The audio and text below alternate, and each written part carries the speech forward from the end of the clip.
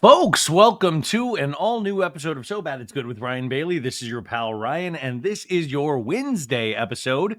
We are slowly but surely getting back to normal after my European vacation. I am completely miserable, so we know we are getting back to normal, and this will be a valley, the valley. Alley Valley. It'll be the Valley recap. We're gonna go over the themes of episode 9, and then we'll recap the entire episode 10, and then we'll be caught up on the Valley. And here's the deal.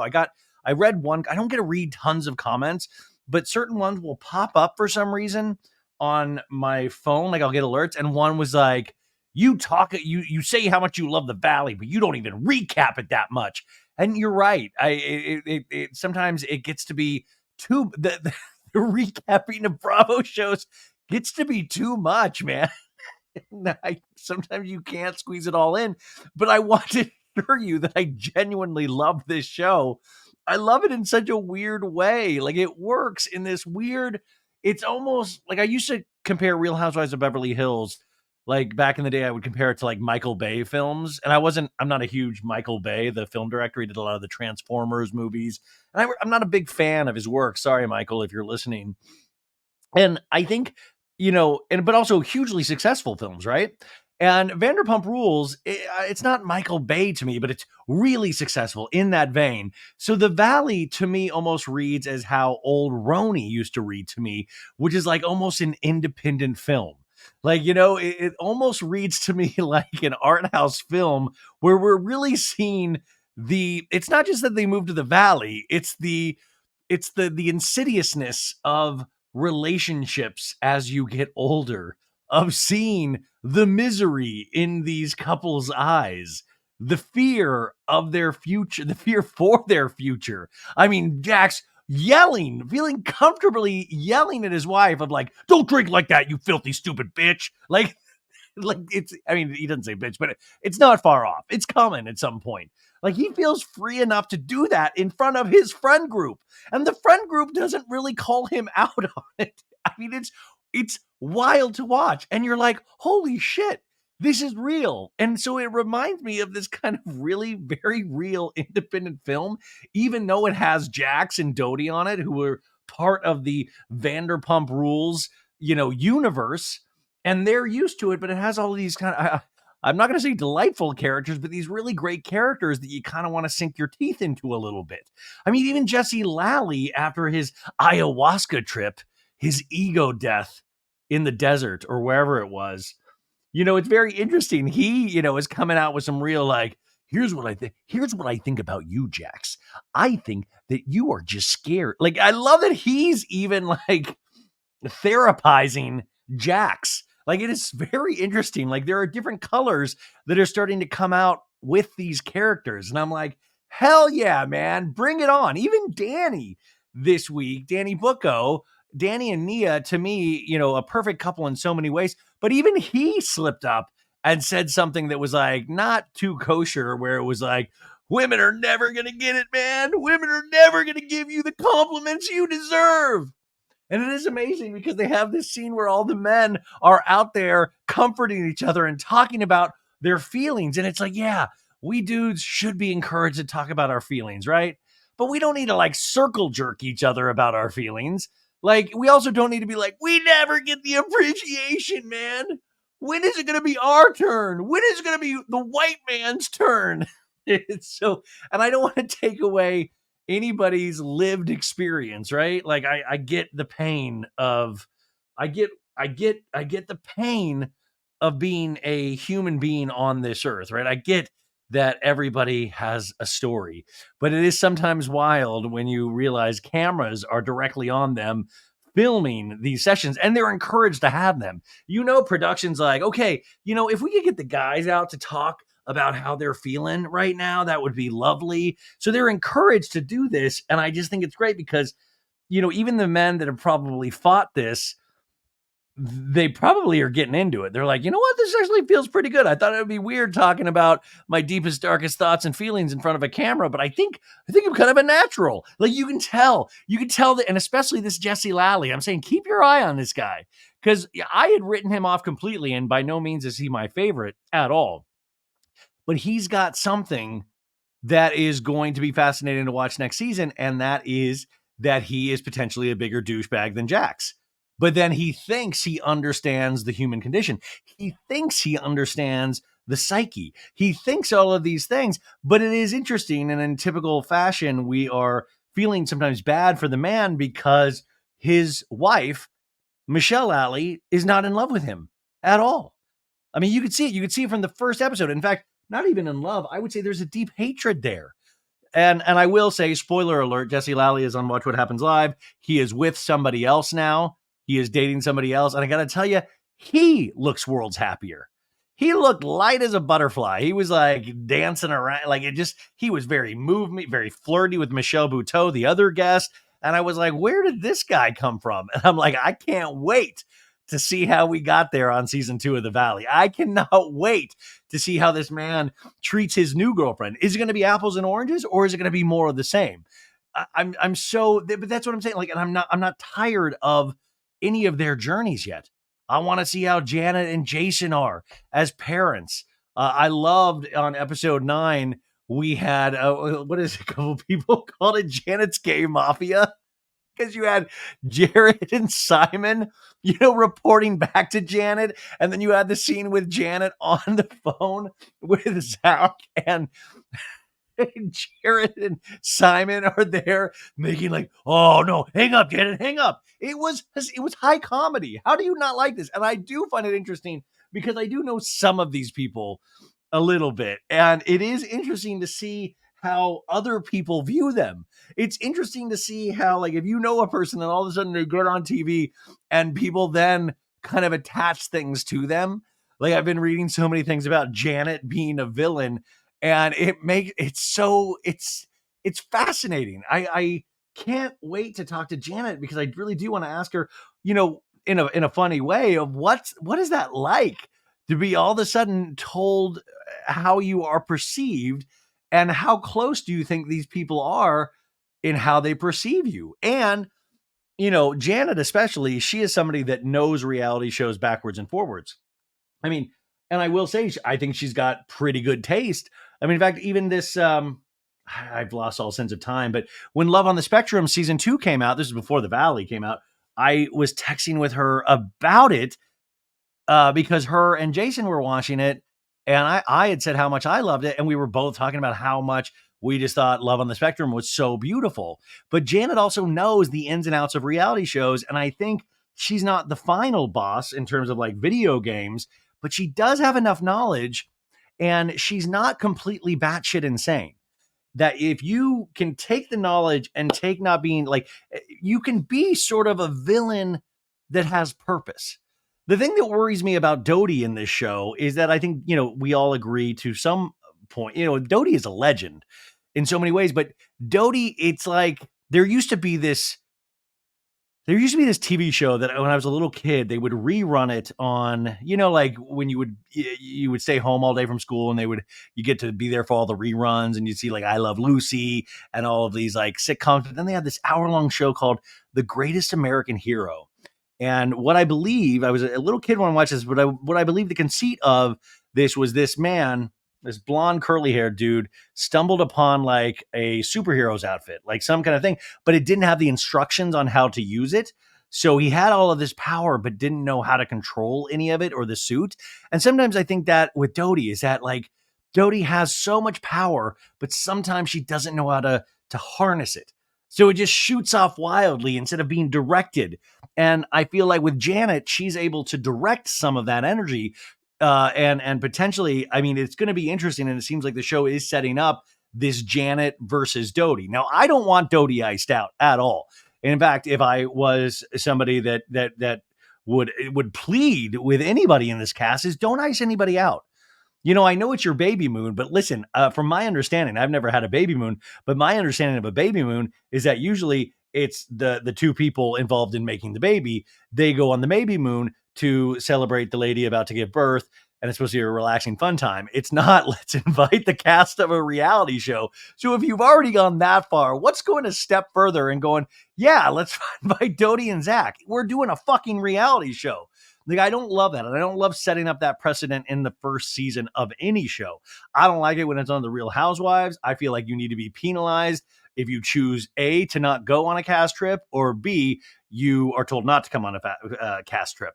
I think you need to be paid by production if you are canceled on a cast trip. And if you decide not to go, you need to pay production. I think everybody needs to be there. If you want to lock Kristen and Luke into a separate room and only let them out for meals, that's your choice. But they should be there. They should just be there, period. And it was hysterical when Zach put on his Instagram stories with a location of Big Bear just to fuck with Janet, that Zach like was acting like he was in Big Bear where the baby moon was coming. And Janet was like, what the hell? Zoinks, what? Obviously, I have a lot to say about this show.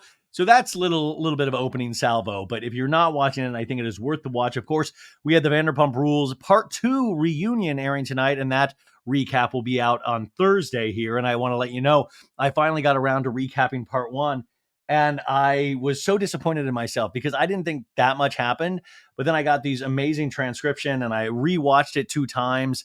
And it was like literally a 3-hour podcast. I unfortunately went so long with that, but I felt once I got into it, I guess I missed speaking for like a week, and I got really into it. Not that it was like great work or anything, but there was just so much I felt to talk about.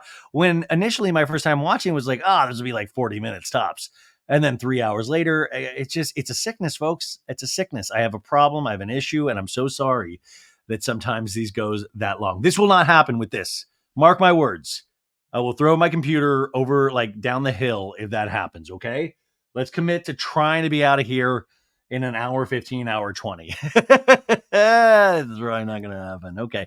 So Thursday, I will say that real quick thought about the Vanderpump Rules reunion tonight is it's becoming glaringly obvious. I think Lala makes some points, not in the, here and there in the reunion, but it is becoming glaringly obvious that this reunion did not go the way that Lala wanted it to go. And I feel like now her press tour was potentially just to almost save face after an embarrassing performance. And the thing is, if she didn't do that press tour, I would have just walked away kind of thinking like, what a weird season for Lala. Okay, well, we'll see what happens next season. But now, since she did that press tour directly after filming the reunion, and now we're watching the reunion, and the first 2 parts have been such a ho-hum performance from her particularly, and she almost put this kind of magnifying glass on her and her performance by doing that press tour, where she really came out swinging for Ariana and other people on that stage, that I'm just like, what is going, like, it's a rough one. Because I'm not saying Lala doesn't have points here and there, but in the manner she goes about it, and like I said on today's recap, it sometimes feels like, well, I will be louder than you instead of listening, instead of actually hearing what somebody's trying to say. And there's all these things where I think she has these gotcha moments that never actually are satisfying at all. It's like, hey, something about her, more like nothing about her. Ha ha! Any reaction there? No. Okay, well, I'll try it 3 more times. Or the moment tonight with Ariana saying, well, I didn't appreciate it when you didn't defend me to Charlie. And then we get a flashback to a scene that was cut from the show that Lala knows happened, but we, the audience, didn't get to see it. So it's like, what are you even doing up there? And at a point, are you legitimately just trying to take down Ariana? Like, I mean, there were parts of me that just still, I was like, I don't know if I believe it. But then you're seeing it and you're like, wow, it almost is coming across like a weird vendetta. And I just didn't know it was that serious. Like, I just thought Lala was like self-producing and trying to like be a producer's pet. But now I'm like, oh man, did she like hate Ariana a lot? Like, is that because that's how it, to me, just one person, it doesn't have to be this way for everybody, but that's how it reads to me. So many weird moments, but we'll talk about that on Thursday. Also, depressing news. I got to tell you, folks, I go on a fucking vacation for a week. The scale says I gained 10 pounds. What the fuck? I wasn't even eating insane. In fact, I got to Sweden. I was just eating like weird, like fish things. Like, fucking like haggis or like, I don't know, Swedish fish. And I fucking gained 10 pounds. How the fuck is that even possible? Do you know how upsetting it is? Do you know how like discouraging that is to ever? I will never go on a vacation ever again. 10 pounds? Are you kidding me? And I was doing so much walking. I was getting over 10,000 steps a day. 10 pounds? How is that possible? Did I swallow a bunch of heavy air in Sweden? Like, what is going on? It was so fucking frustrating. I have to step on that scale, and you're like, holy shit. So I guess my word of advice, we try to teach things here on this show as well, is don't go on vacation. Don't do it. It's going to throw you too far off of whatever goals you've set for yourself. A couple show notes. I'll be on Jolene Lunzer's YouTube channel tomorrow. It's at 12 p.m. Pacific Standard Time. I'm really looking forward to that. I had a blast with her last time. She is an excellent Vanderpump Rules recapper as well. I laughed so much when she was on this show and when I was on hers, so I'm excited for round 2. And I can't wait to ask her some questions for her to make sense of Joe, old Joseph for me, who had her reunion virginity pop tonight, to varying shades of success, I guess. So we have that. And then I'll be doing the Vanderpump Rules recap. And then Patreon, you guys, if you're a Patreon member, hello, baddies. We will be doing a 5 p.m. Pacific Standard Time monthly live chat where we'll talk about anything. We'll talk about the Valley, Vanderpump Rules. There's a live chat going on. It's a lot of fun. That hour usually flies by. So come join us over there if you aren't a baddie already. Patreon.com/so bad it's good. And then on Thursday morning, I will be on Jeff Lewis on Sirius on Jeff Lewis Extended with Jamie Kennedy, with Sir Jamie Kennedy. And I'm so excited to be back on Jeff Lewis's show. So I think that is all the show notes. Oh, that's it. If I can ask you guys a favor, if you can think about it, go to Apple Podcasts or Spotify or both and click 5 stars. Give us a 5-star rating on both platforms. I know that's annoying to ask, but it's just a real quick, if you have like a thumb, or if you don't have a thumb, even you can use other fingers. It doesn't have to be the thumb. You just go there and you click 5 stars, and then that means you like the show, and usually that will help with like placement on getting it out to other people. You could also recommend it to family, friends. You can hold people down and make people listen, however you want to get the show to them. But I sure do appreciate that you're here. Some of the messages that I will be able to see I had one tonight that said, I found you through Danny Pellegrino, and I'm really liking you so far. And those are like really gratifying messages, because I'm like, oh my God, thank you so much for taking the time to first listen to this podcast, give it a chance. But then, like I'm a glass half empty kind of guy. I'll always think about those messages, and I'll be like, I give it a month before this person hates me. I'm like, glad you like it now, because you will not like. Isn't that wild that I actually have those thoughts? They're very real thoughts. Like, I'm saying it in a joking way, but that is exactly how I view sometimes myself. Isn't that dark and disturbing? I gotta go, guys. I'll talk to you tomorrow. It's like, that's what I really will think. I'll be like, well, that's a listener I will lose. I will lose them one day. So dark, so dark. How are you guys doing? I didn't even get to ask. Oh man, that's like, I'm so sorry I didn't get to ask earlier, but are you guys good? How I was out of country last week. Were you guys okay last week? Not bad because I was gone, but like, did your week go okay? I hope it did. And I hope this week is going good. Just remember, today is Wednesday, which means I'm no mathematician, but I think that means we're halfway through the week. And that's huge, because then that means the weekend's coming up. And then I think one of those holidays is coming up, like Memorial Day or Labor Day. Like, I can't believe we're already there. And then the summer's starting. And like I said, I don't have my beach body ready. In fact, I gained the 10 pounds. Just a lot of stuff to not be thankful for. But I'm thankful that you're here today. So let's talk the Valley. Let's go, baby. God, what is all of a sudden I'm like fucking hosting Monday Night Football or something. I'm so sorry for this energy. I'm genuinely not that excited, right?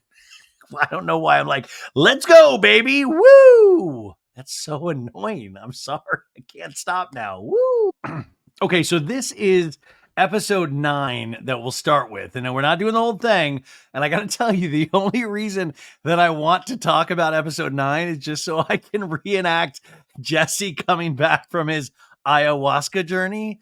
To me, that I don't I know that meant something to Jesse, but to me it was like, babe, I see clear now. Like, Um,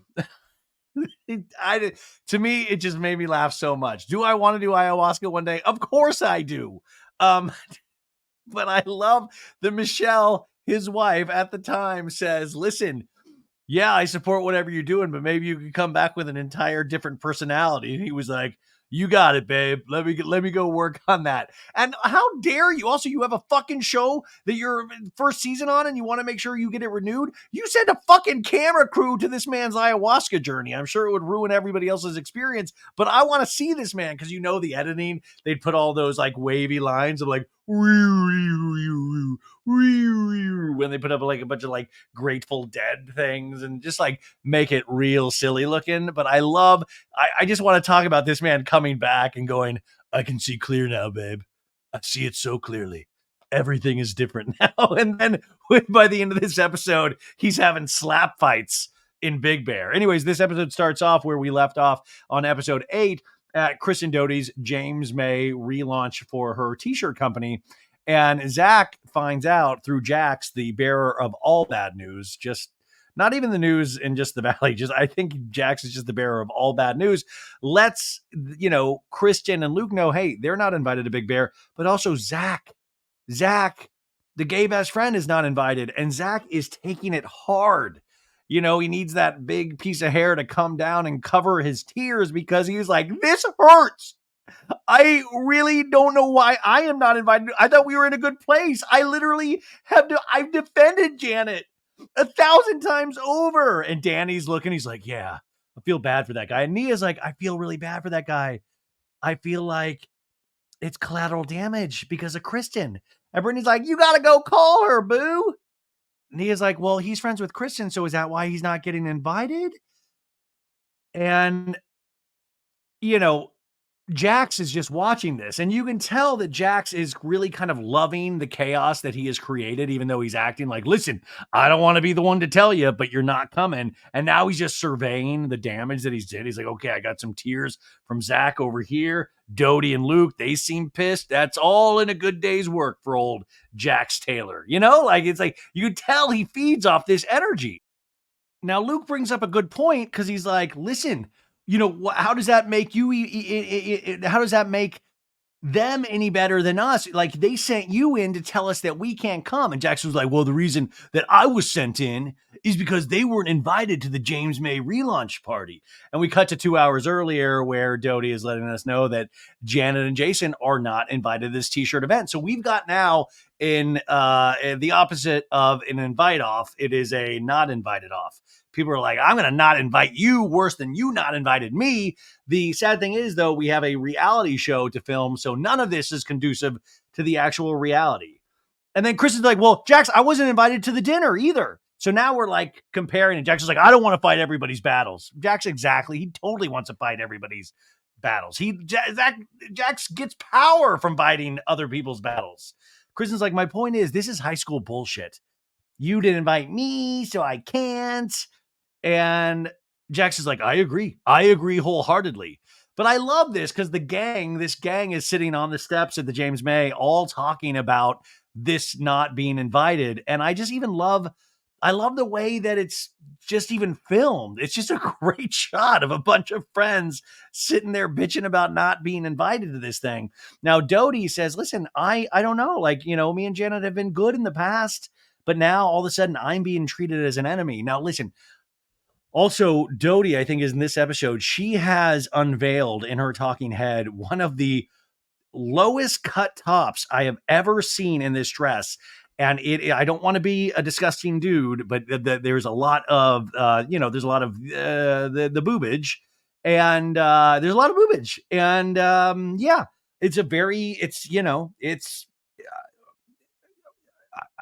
yeah, I mean, it's there. So anyways, Zach, there's a lot of shots of Zach just looking in pain. He's like looking up at the sky, trying to stop the tears. And Nia's like, well, I hope something changes for you guys. Okay, I love you. I got to get out of here. Got to feed the babies. We got 302. You know what it is. Doty's walking off with Luke, and she's like, what the fuck is happening today? What the hell? And then Brittany's hugging Zach goodbye, and Zach's like, I don't want to cry. I don't.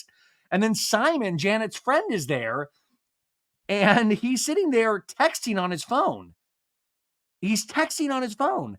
And Zach, in a talking head, goes, "Hey, Janet is not just a low key mean girl. She is a high key mean girl. She is high. She is low. She is the whole kit and caboodle. She's medium. She's every type of mean girl there is. And she's good at hiding it, which is the craziest part," Zach says. And Brittany's like, I was like, well, Zach, why are you talking about this? Now, Jasmine notices out of the corner of her eye that Simon is taking notes. And Jasmine calls out, hey, what are you doing over there? Are you just recording? Are you taking notes? What are you doing over there? Come on. And Simon goes, I'm texting Janet about what's being said. And they're like, well, you shouldn't do that right now. I'm sorry you're not involved in this. And Simon like just walks off. Jasmine's like, Janet is messy as hell. First off, 2 weeks ago, she's questioned me about the conversation I had with Jax in regards to Michelle and Jesse Lally, and now we have Harriet the spy reporting back to her. If Janet put Simon up to this, that's messy as hell. And Janet's like, that was weird. It was weird. And then we see Simon walk around the corner to leave, and we notice that he has like big pink boots on. And it's visually enticing. You're like, holy shit. I didn't even see the pink boots at first. This guy just is spying for Janet and then walks off. It is glorious. I mean, just truly an amazing reality show moment. Now, we cut from that, and we are at the Lally's house, and Jason Lally comes in, or Jesse Lally comes in, and he's like, hello, and he's wearing a black beanie. I think Brad Pitt used to wear these. He's wearing this black beanie, and he comes in carrying like this little tiny mattress. They must have made you bring your own mattress at the ayahuasca ceremony. But anyways, he comes up, he's like, hello.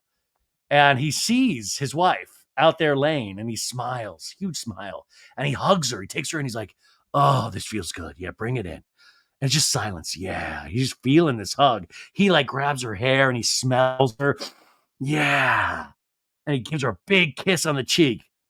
And talking to he goes, I go into every situation, whether it's a therapist or a coach, how can I manipulate this? And things were happening to me. And I was like, all right, I accept it. I'm going to go with it. That's not my personality. He tells Michelle that it was pretty profound. And she goes, you seem very calm. It's kind of freaking me out.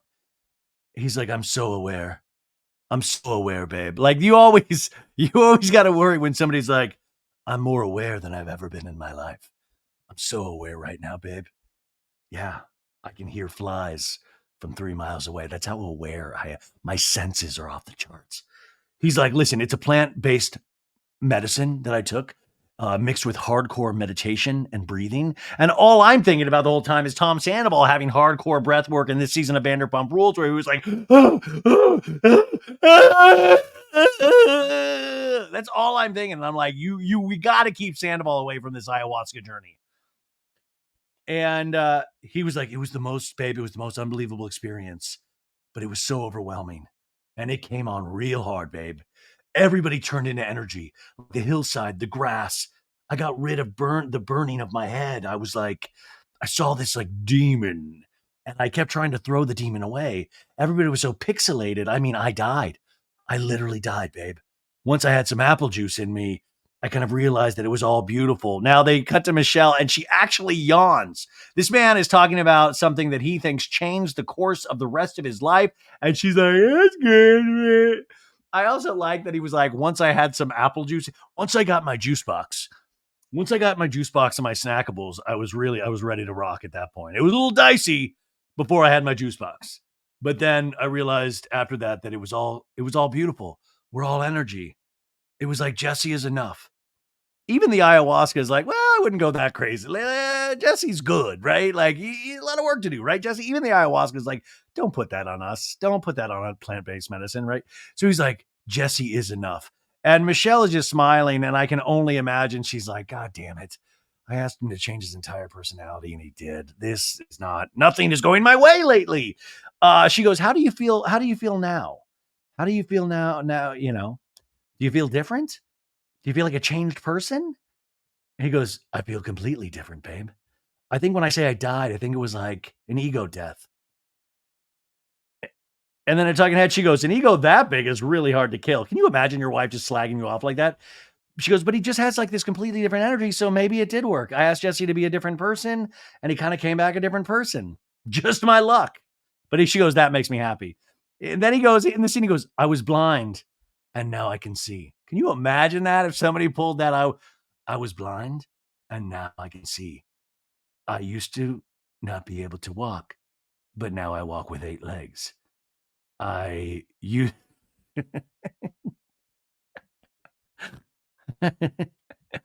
I now can poop out of 2 holes. It's so ridiculous. And she goes, well, it's interesting that you say you've been blind, Jesse, because I think that's exactly the case of what was happening for the last couple of years. I like this because the subtext is Michelle's like, you've been blind and I've been cheating on your ass. I had a full-on boyfriend. Woo, woo. Blind as a bat. Yeah. In a talking head, he goes, I feel like I was here. Michelle was here. Michelle was just starting to run this way and run further away from me. So I kept chasing and chasing and chasing. Hopefully we can come back to the middle, right? And figure out our future. She goes, well, thank you for doing that. I think that's a big step. Thank you for taking, pharmaceuticals or, the plant-based medicine. And then he grabs her. He grabs her with both hands and yanks her across this chair and gives her a kiss. And you can just see she's like, I mean, talk about it. Like talk about heads being on fire. It looks like she's just like, fuck, stop, drop, and roll. I got to get the fuck out of here. Like, what the fuck? Whoever thought that this would actually work? I am screwed. But I just love it with his beanie. And he's like, I just want to feel things. This man wants to like legitimately make love. He's like, I would love, like, he doesn't say this in the scene, but like, he's like, I would love to make love. Let's just take off our clothes and feel each other's bodies. We don't even need to insert anything. I just want to feel everything about it. Also, folks, this is keep the kids away from this recap. We're talking sexy drug talk, right? But you can tell he's just in that like, I just want to smell your musk. I just want to smell the musk, So that was Jesse Lally. And by the way, kids, this just shows you don't do drugs. Don't do drugs. There is nothing good that can possibly come from drugs. Now we go over to Janet, and Janet is with Simon and Jared. And, she's explaining, everything about, what is going down. And Simon is relaying that he got busted, taking notes to report to Janet. And it is funny that, it really is just such a great reality show moment to potentially have some form of henchman. And I don't mean henchman in a derogatory sense towards these gentlemen. They both seem awesome. But it is very funny. And I will say, just being a geek, I love looking at people's books in the background. And Janet, I love, she has her Dumois book, Anon Please out, and she has Andy Cohen's Daddy Diaries out, which I was like, smart. That's nice, Janet. Let's make sure Andy knows that you're, but by the way, I will tell you, Janet actually gave me like a Joan Didion book that I absolutely love. And the White Album. No, is that what is it? What is that? I'm blanking on it right now. But she's a big reader and she's got great taste. So I love this. But she gets Zach on the phone while the two henchmen are right there, and it's on speakerphone, and they're listening, and he doesn't know, and he's like, "Listen, about the baby moon," and she's like, it's like my baby moon. Like I don't feel like I need to. This is a friend thing. I don't need to invite you or Dodie or anything like that. And then Zach is like, well, your pink booted friend, and I just love that as a descriptor. Your pink booted friend. And we flash back to yesterday when Zach's talking to Simon of like, I know you want me to love Crocs, but it's not going to happen because they're not just pink boots. They're pink Crocs. And Janet's like, listen, Simon is a great friend of me. He wasn't recording you. I texted him, hey, what's the temperature? What's going on over there? And he was like, people are crying. And my response to him was like, oh shit, that was not my intention. I didn't want to upset Zach like that. I didn't. And he was like, how is that not your intention though? And Jared is like, are you kidding me? And Janet's like, you're coming in pretty hot for somebody who's expecting an invitation. And Jared is flipping off these fingers and they've pixelated his finger. Like we can't see middle fingers on TV. And Jenna's like, "You feel entitled to come to my baby moon instead of I would love to come to celebrate with you and Jason, but you're like, I don't get to go, should get to go, and it's unfair that you're doing this to me." That's not the attitude to come with. And Jared is now pantomiming, hang up, hang up, hang up. And now Janet tries to handle this eloquently by saying, "Listen, I'm on 1%. I'm on 1% right now, and I don't want it to, just disconnect, but just know that I'm on 1%." Brilliant cover right there. Also, Zach, I believe, used to live in the same apartment building. I might be mistaken, when she used to live with Logan being Ariana's best friend. And that's why it's just great to have somebody like Janet with these tertiary connections with so many of the people in the Vanderpump Rules cast. She really does have a history with all of these people. Like, it goes long and deep, and I don't mean to make that descriptor sound like a porn, but she really does. So there is so many things yet to be revealed. Like, I feel like Jasmine, she's known forever. It's really fascinating. Um, I almost get excited about what possibly could come out in season 2 and season 3. Janet got a lot of information, man. A lot of information on everybody. So yeah. And also I hope Simon and Jared keep coming back as a team. Like, I think, by themselves they're great, but together as a team, I really kind of like that dynamic. So everybody's driving to Big Bear except for Dodie and Zach and Luke. And it is funny because a couple of things. We have like little scenes of people driving. Jasmine, I will say Jasmine's going, and she's like, "Oh shit, now Dodie and Luke, they're not going." So I am kind of trapped with all these crazies because my girlfriend can't be there. And I got to imagine Jasmine looks at these events and looks at these couples and goes, "God, thank God I'm with a woman. Thank God I'm not with a man. Thank God I don't have somebody like Jax going, 'Stop drinking. You're fucking sloppy as hell.'" It's like wild. And then Janet and Jason, they're already at the Big Bear house. And this, I've told you from the first time I was talking about the Valley, this Jason with his little ripped body and his lawyer mind, I don't like it one bit. How dare you? And he's doing like, like he's doing, what, I don't even, that's how much I don't exercise. I don't even know what he's doing stand ups, or what are they fucking called? He's like on his, I'm having a stroke. Is it, what is the thing when you get on your hands and then you go vertically up? And he's doing push-ups in that position. And even Janet's like, you wouldn't catch me dead fucking working out on a vacation. And this is my problem. Like I said, I gained 10 pounds on my vacation because I'm not this Jason Caperna. And I long for the day when Jason Caperna starts losing that body of his. I am rooting against his body at this point. Jason seems like a really good guy. So, anyways, the people are getting to the house, and I got to imagine Danny and Nia, they're very excited because they don't have the kids. They just have to worry about, the pumping of the milk. And Danny, of course, is going on a lack of sleep. So he's probably thrilled to have like some like just sleep where he doesn't have to get up every 2 hours, because he keeps reminding us that he has to get up every 2 hours. And it seems like it is getting to him. Anyways, the gang is all there. They're all cheersing. Everybody is getting along. Brittany is not tanked yet, so Jax is not yelling at her. But I will tell you, the guys, they start drinking heavily. Like, Jax is like drinking out of the tequila bottle.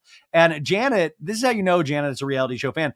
She gives Jax a t-shirt of his time in Big Bear last time. Remember when he went in the water and he couldn't swim? And he's like, "Somebody help. If somebody would like to come get me, that would be fine. Please help."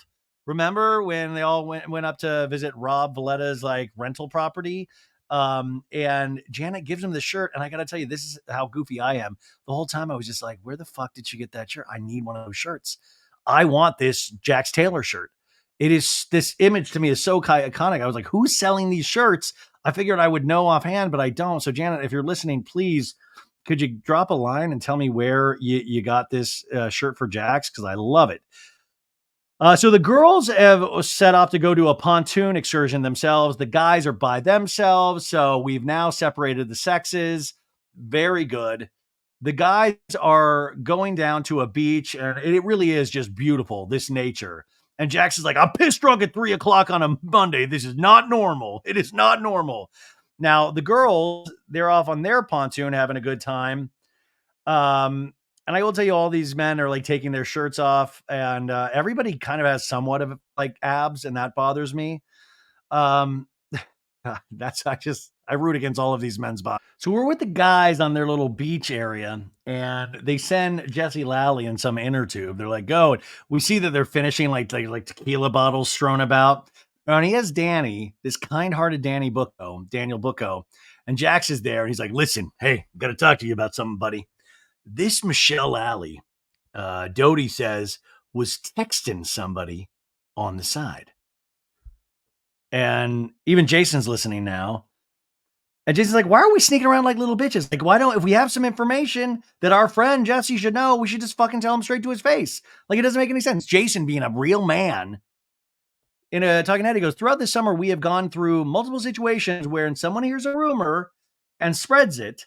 So with this new rumor that we've heard about Michelle, I'm not sure why we're not just sort of nipping this one in the bud. Like, why are we repeating the same actions we've been doing all summer? Now, I imagine when Jason says these kind of logical things, producers are like, we must kill him. We need to get him as far away from these people as possible. This man is going to ruin this entire show by nipping things in the bud. We need to drag this out for as long as we fucking can. Are you kidding me? You know, you just know, like, hey, slow down, smart. Hey, Harvard, slow down. We don't need you figuring this shit out. It's called reality TV, dude. Get used to it. Your wife knows. You better get hip to the fact. We do not want to catch on. Also, I don't even care about this rumor of some Michelle texting somebody. What about the fucking rumor that Kristen said that she had a boyfriend for a year? Why are we skipping past this? I don't give a fuck about texting. Let's talk about the boyfriend she had for a year. Am I the only one that still doesn't know why that kind of got dropped out? But Jason's like, I don't want to gossip like a little bitch. And he's like, Jackson's like, listen, this is coming out of Dodie's mouth, who doesn't tell the truth to save her life. And Daniel's like, he knows that his marriage is in trouble. So these guys are like, what is our pal going through, man? And we just see Jesse Lally just all like very white, pale in his little inner tube, fresh off his ayahuasca journey, having completely changed his entire personality. And I love that the guys feel like bad for their bro, a fallen soldier that is an asshole. And probably his wife should be looking for another relationship, but we still feel bad for him, right? I do find it interesting that the bro code somewhat exists. We are now to Kristen's apartment, and we see that Luke and Kristen, they're not there, and they're just cleaning their apartments, and they're talking about potentially visiting a counselor and trying to work on their relationship, a premarital counselor, before they bring a child into the world. And they said, hey, Daniel and Nia do it. And they're like, Kristen's like, well, that's awesome. They're couple goals off. So, maybe they can help us and work on some things. And Luke says, in a talking head, he goes, we don't always speak the same language. We can be very different people. Getting on the same page can be difficult. And a lot of times that's the root of our fights. And we flash back to 2 weeks ago when Luke really kind of stood up to Kristen and said, hey, you always say sorry, but Luke seems like a very, they do seem so different. They really do. This man, and I don't use this word lightly, seems precious in some ways. Like he's used to being out there on his acreage in Colorado, and now he's come to the big city like Crocodile Dundee. And he's like, that's not a knife. This is a knife. It is. And I will say, I was at the Van Gogh Museum in Amsterdam, which was just the most delightful, amazing, beautiful museum. And I posted pictures of Van Gogh, like some Van Gogh, and he did a lot of self-portraits. And everybody was like, that looks like Luke from the Valley. And I was like, I don't know if Luke would be offended by that. But I'm like, Vincent Van Gogh, a genius. Sure, he eventually cut off his ear and killed himself, but a genius nonetheless. So I don't know if Luke would be offended. And I can kind of see it because Vincent Van Gogh seemed to have rosy cheeks and Luke has rosy cheeks. But I do love that Luke is fully committed to trying to make this relationship work. And he says that discomfort is where he truly grows as a person. And I'm like, man, what a way, I think of his discomfort. I just think I have some kind of bowel obstruction, but this man is growing as a person when he has it. So he must be doing a lot of fucking growing this year. So anyways, the counselor is there at their place to talk with them. And Jill, the dog, is just barking, and it's already very hectic. And Kristen's like, Listen, as everybody knows, I've been in therapy for quite a long time, she says in a talking head, really since Tom Sandoval and I broke up. So when Luke brought it to my attention that he wanted to do couples counseling, I thought it was a brilliant idea. It was a brilliant idea. So they sit down in their apartment and he's like, congratulations. I understand you guys are thinking about having a baby. This guy's Alan, a marriage and family therapist. He's like, tell me a little bit more about how long you guys been together. And he's like, a little just over a year. And I wish Dodie was like, yeah, we fucked behind a tent the night we met at a wedding, right? No, she just says we met at a wedding, but we all know. And they're like, "Do you guys live together?" And he's like, sort of, sort of." And she like, "Yeah, sort of. I'm still a Colorado resident. I have my place there, a lot of acreage. And then this summer, I've been here pretty much the whole time, though." And he's like, "Is that where you're thinking of permanently moving?" And Luke's like, "Well, that's something we're figuring it out." He goes, "As far as the baby thing, there's certain things that all couples should be highly aware of, right? How do you guys feel like financially, as far as things go? I mean, do you talk about finance with each other?" And he goes, "That's something I've been trying to get more insight on." He doesn't know how the James May company works. Um, Dodie says in a talking head, I know that that's important to him, but I don't know what it is, but it makes my vagina close up. And she's like, it's such an icky, it's not fun. And he looks like, yeah, it's not fun. I'm not acting like it's fun, but it's something we have to do. And she's like, right.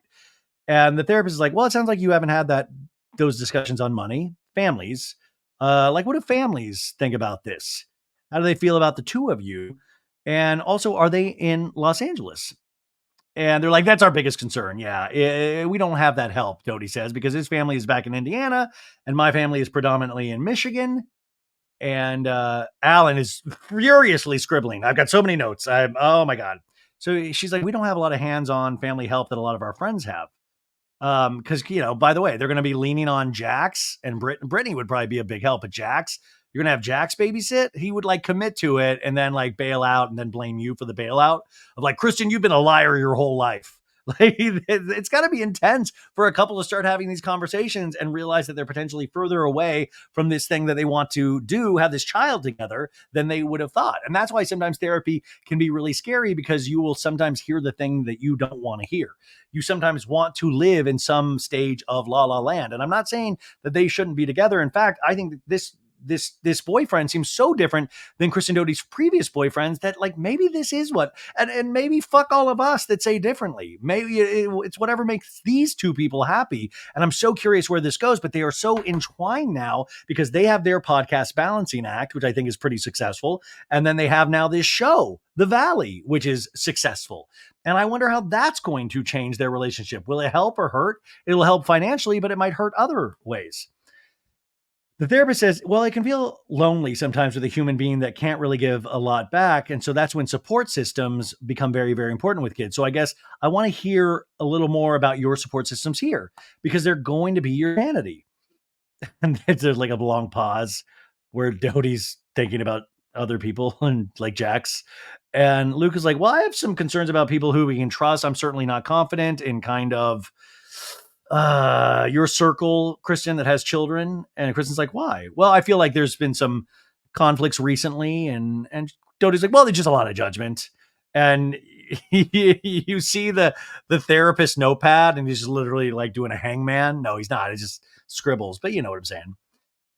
But Luke is kind of like, I just don't know if these people have the same values. They say Danny and Nia have been so supportive and helpful, but the rest of the group, I mean, Danny and Nia can't help. They got 3 under 2 already.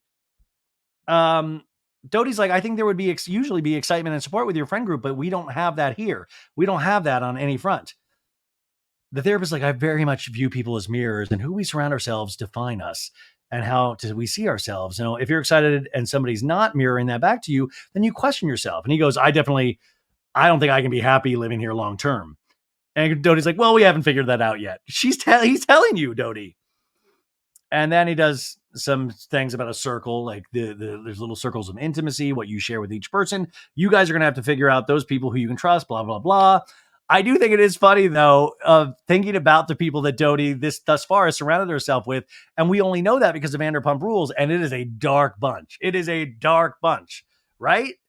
Like, damn.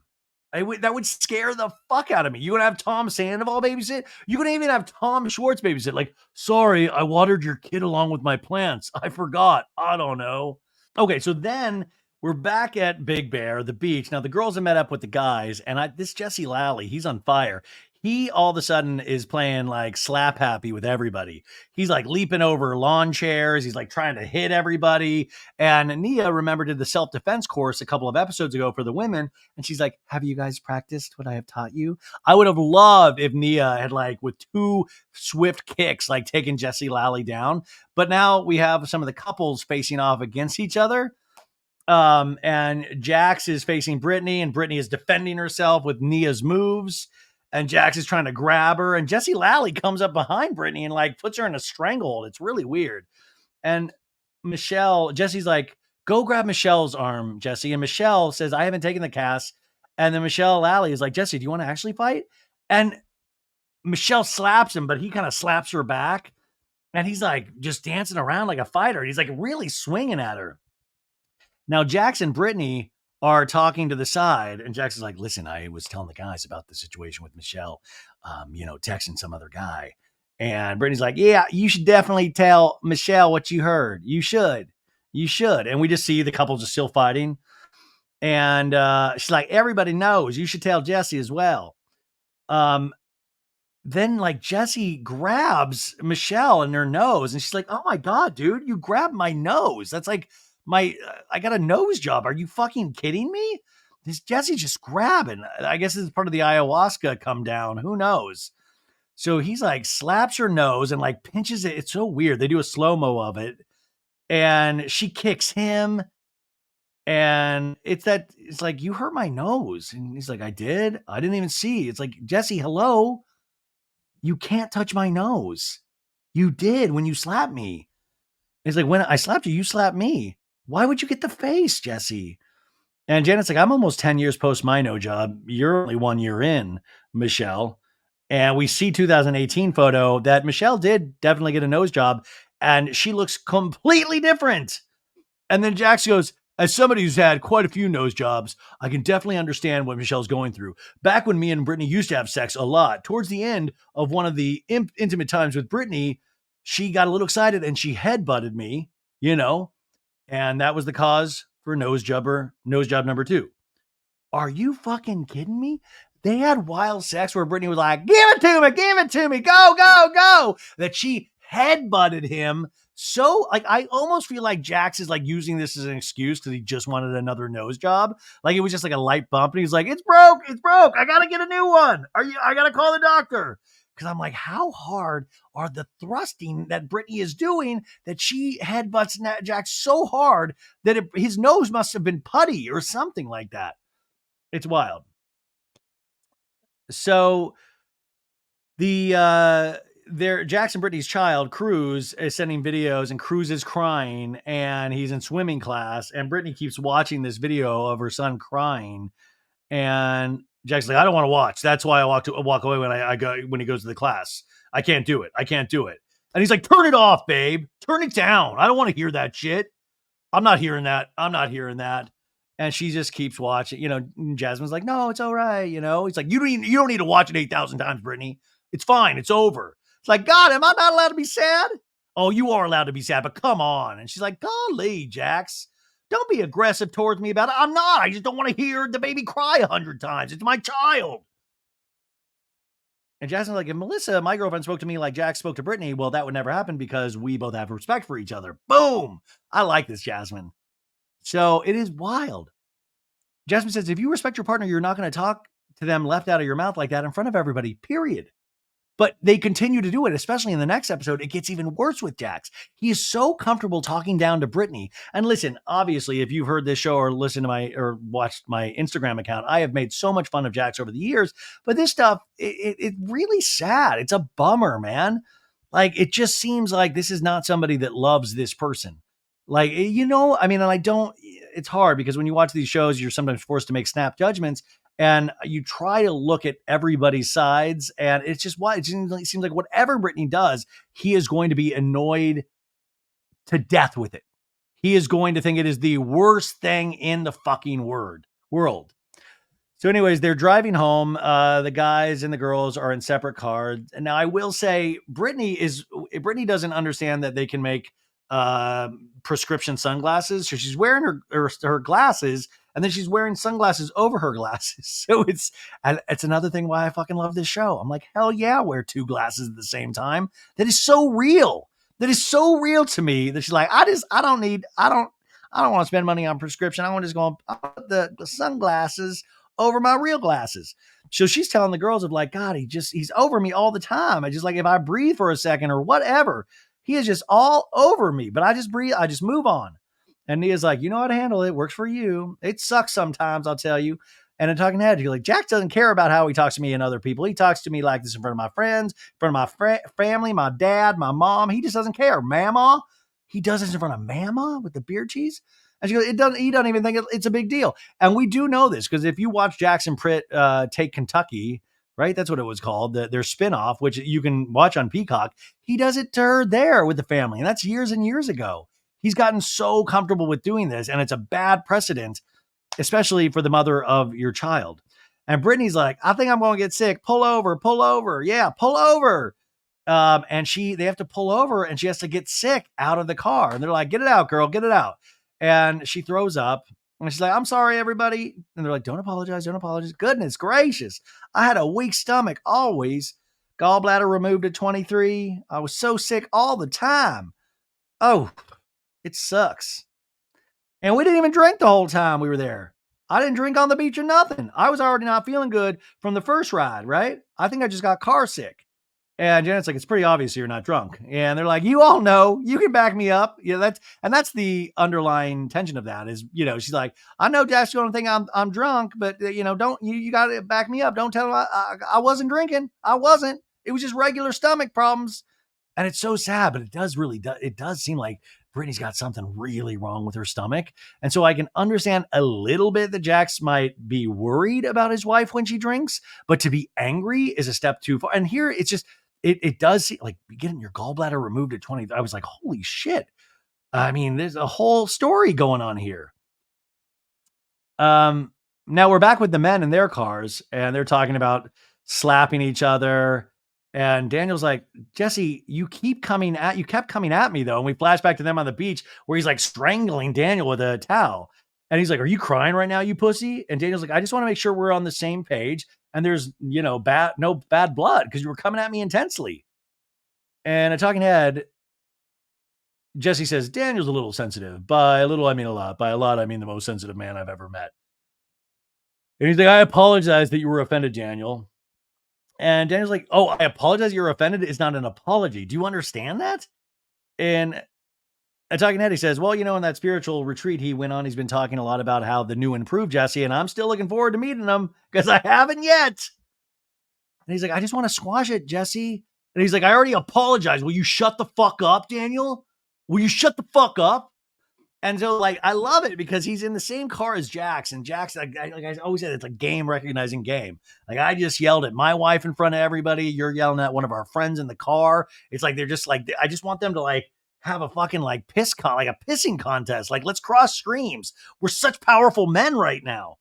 Anyways, Brittany's in their car. It's like, please don't say anything to Jax. He will not let me live it down. Please. He's going to be mean to me about it. He's going to say it's because I took a shot. He won't even listen. And even though he knows how bad my stomach is, right?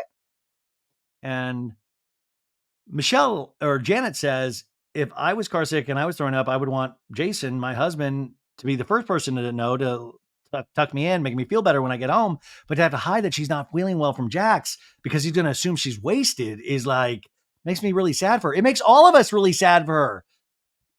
It makes us all really sad for Brittany. And it's one of those things where everybody's like, oh my God, it's so crazy that they're splitting up or that they're taking time apart. It's not crazy at all. It's probably what should happen.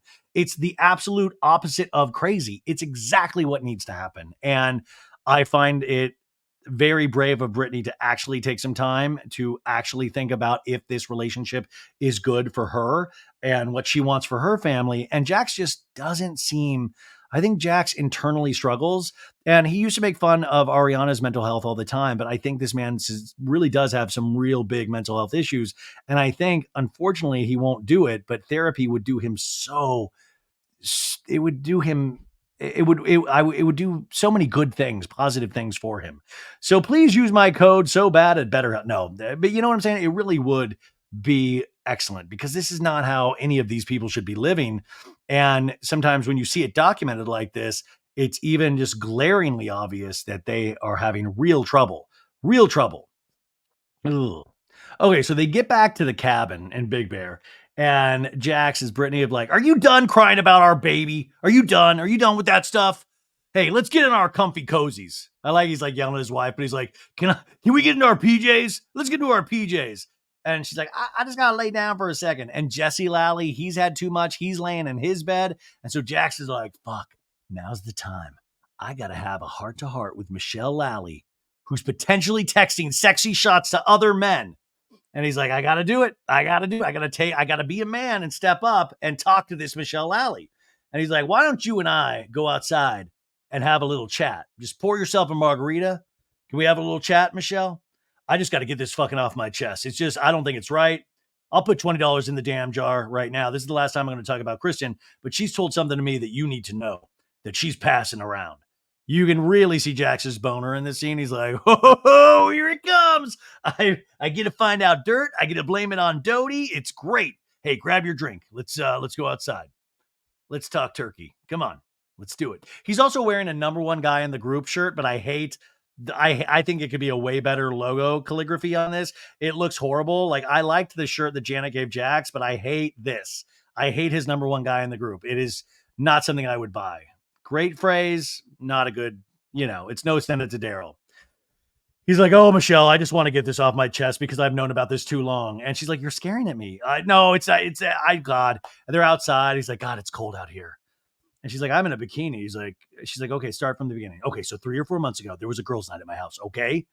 He's now wrapped up in a shawl like Selena Gomez in that one shot that we all make memes of. He's wrapped up in that now because he's cold. And he's like, okay, there was a girls' night at my house. You guys all had fun, whatever, right?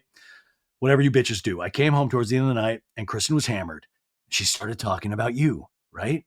Okay. You with me? She's like, uh-huh. I know the kind of person Kristen is. When she gets to the bottom of the barrel, she'll do whatever she can to ruin people's lives. And I want you to get ahead of it, Michelle. I'm here to help you. Kristen was saying that, Michelle's texting guys, right? On the old side, one in particular person on the side in particular, right? And she goes, I did tell her like, oh, I met this celebrity and I was texting with him and I had coffee with him one morning. And he's like, he looks up and he's like, what? Are you kidding me? It was true? Like you could tell he's like, what the? Oh, my plan's backfiring. I was here to talk massive shit about Dodie and potential. Oh, gosh darn it. I would be fucking livid if I was Dodie, hearing the amount of times that Jax Taylor throws her under the bus. Like, Jesus God, man, it's like a fucking extended cut of Drive or something.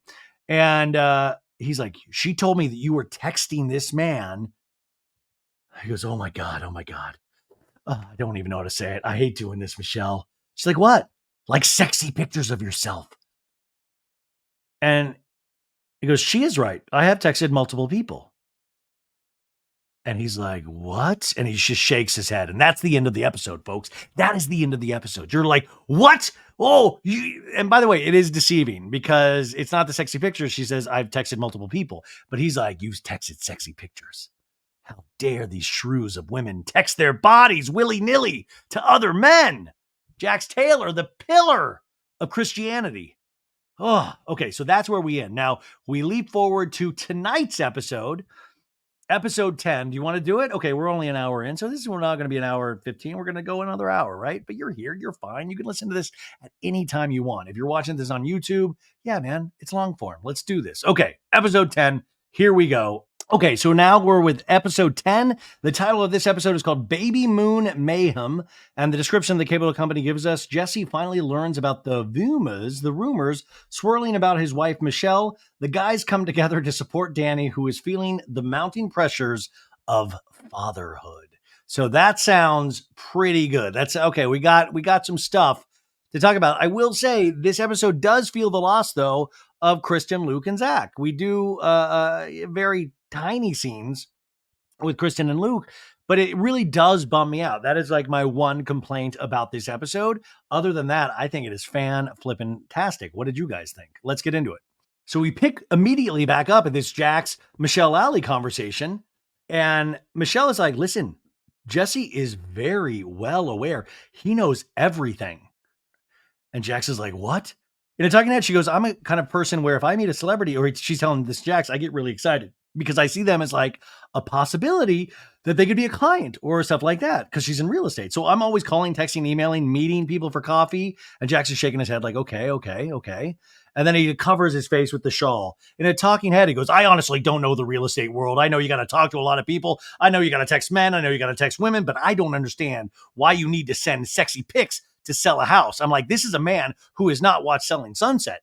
That's all. I mean, you got to dress like a slutty X-Men. Like you got to do that. It seems like in competitive real estate. This is no Remax. This is like, it's intense out there, Jax. And Jax is like, hey, when I bought my house, I didn't get any sexy pics from a realtor. And you know, he asked for them. He's like, okay, listen, Michelle, I'm just telling what Kristen said was a little different than that. Okay. She was like, she's sending him pictures of her in dresses and you look sexy, you look hot. It was basically everything not related to work. Like these aren't even nudes. Like he's like sexy dresses, like you were in a burqa. You were in a burqa. You shouldn't be sending pics of you in a burqa wrapped from head to toe. Anyways, Michelle's like, okay, well, she's not panicking. She's like, okay, well, that was wrong. In a talking head, she's like, I am shocked about these nonsense accusations. Maybe Jax is stirring up some shit because people are realizing that he has marital issues himself. Boom, bomb dropped, even though we all know that. He's like, listen, they all know. Jesse's the only one that doesn't know. All the guys know. And she goes, no, Jesse knows everything. Verbatim, he knows, Michelle. Well, not the sexy pictures because that's not true, she says. He goes, okay. In a talking head, he goes, it's just bizarre to me. It's like, oh, she's taking sexy pictures. It was sexy pictures to a certain person. That's what Kristen said, a celebrity.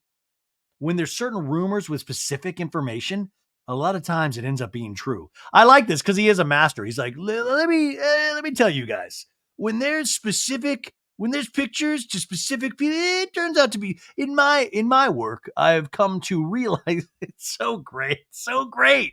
Jax is like, okay, well, what do we do from here? Where do I go from here? What do I do? And she's like, there's nothing for you to do. Okay, well, can you handle it from here? And she goes, yeah. Like Jax is like, oh, I'm sorry. Are we good? I'm sorry. I feel like an idiot. Oh, are you going to talk to Jesse about this or should I? I don't want to. And she's like, oh, I think I can. And they hug. Isn't that insane? Oh, I'm so sorry. Oh gosh, I feel embarrassed now. I was saying your slutty dress. Oh, fuck Kristen Doty. Stirring it up again. So there are some of the crowds like in the kitchen eating snackies. Nia, we find out, likes peanut butter, not almond butter, peanut butter, folks. She is specific about her butters. And then this Jason Caperna is like, listen, hey, listen, peanut butter's fine. It's sugar is the real problem. I'm like, oh, calm down, Mr. Six Pack. Calm down. Sugar's fine. And then Jack sneaks into the room with Brittany and he's like, listen, hey, you're the only woman out of all these women in here sick. You cannot do this. Not because of that, Jax. I was not drunk. I have not been drunk. Well, what is it from them? Everybody's normal except you. I don't care. I'm normal. I'm not drunk whatsoever. Do not do that to me. I can't help if I'm sick. You're always sick. You're always drinking. No, I'm not going to support you when you're drinking. Oh, shut up. That is not why. Everybody else is normal. Why can't you be? And she's like, fuck you. Get out of here. This would have been a perfect time for Brittany to go, rotten hell. I was like, but also good on her that she didn't go to her catchphrase. But it felt like a rotten hell moment. Rotten hell, you get out of here. But also, I love Jax's choice of the phrase, everyone else is normal. Everyone else is normal except you. Everyone else, all these other women, normal. Except for that Michelle. She's lying to me about sending slutty photos. Everyone else, normal. You, not normal. And the talking head goes, I've been dealing with this for 9 years. It's not pretty, folks. I thought things would slow down after Cruz was born, but I think she's having a tough time battling between being fun Brittany and being mom Brittany. We cut back to 1 month ago when he's like, stop drinking. You want to have more kids? Act like a mom. 3 weeks ago, you came home throwing up. There was literally a bag of vomit in the driveway. I see like the hell that she goes through the next morning. I mean, it is brutal. And I'm kind of at my wit's end because I asked her not to do that, yet she still does it. That is disobeying your husband. Isn't that just wild the way he talks about her? Now, listen, let's take it seriously though. Like, is there obviously if she has stomach issues, drinking, like there is other ways to handle this than like completely berating her. I mean, truly, that is just so wrong on so many levels. But I do want to say, well, listen, maybe she shouldn't be drinking. I don't know. I'm not her doctor, and neither is Jax Taylor. But it is wild also to be like, well, she's just, stuck between being a mom and trying to be a fun person. Maybe she's also like trying to deal with you. Like, have you ever thought that you're adding pressure to this relationship? It's so sad.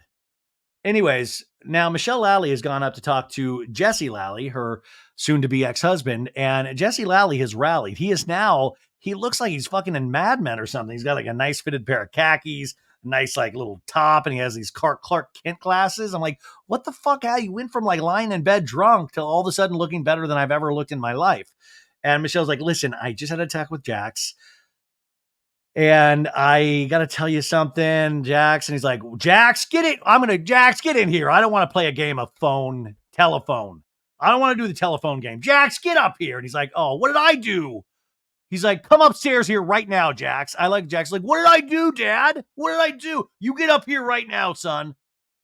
And Jesse's like, well, I'm going to talk to Jax and just tell, and Michelle's like, I talked to Jesse. I told him what you told me.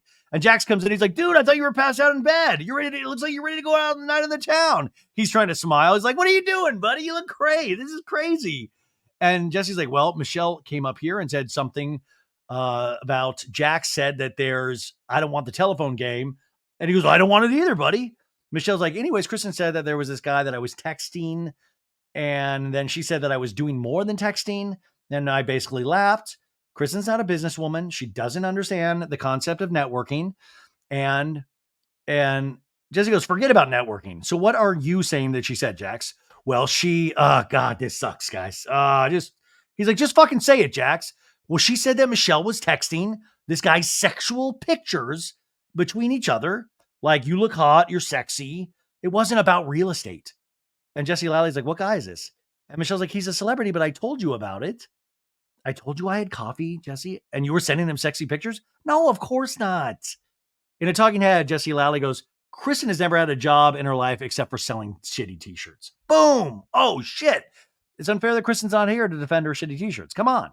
But Jesse is like, I don't think Kristen understands farming new leads for business. And I mean, I literally send Michelle into a room and say, go talk to those 5 guys and get their phone numbers. He in this room, he's like, did you guys see how affected about this right now? I don't give a shit who Michelle talks to. I'm not a jealous person. Let's just move on. Let's just do it. Move on. Jackson talking to goes, I would lose my shit if I found out Brittany was texting another man. Now I'm thinking something's up.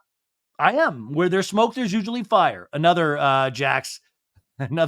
Hey, I have found where there's smoke, there is fire. I have learned that. That will be in the Jax book one day. There is smoke, there is fire.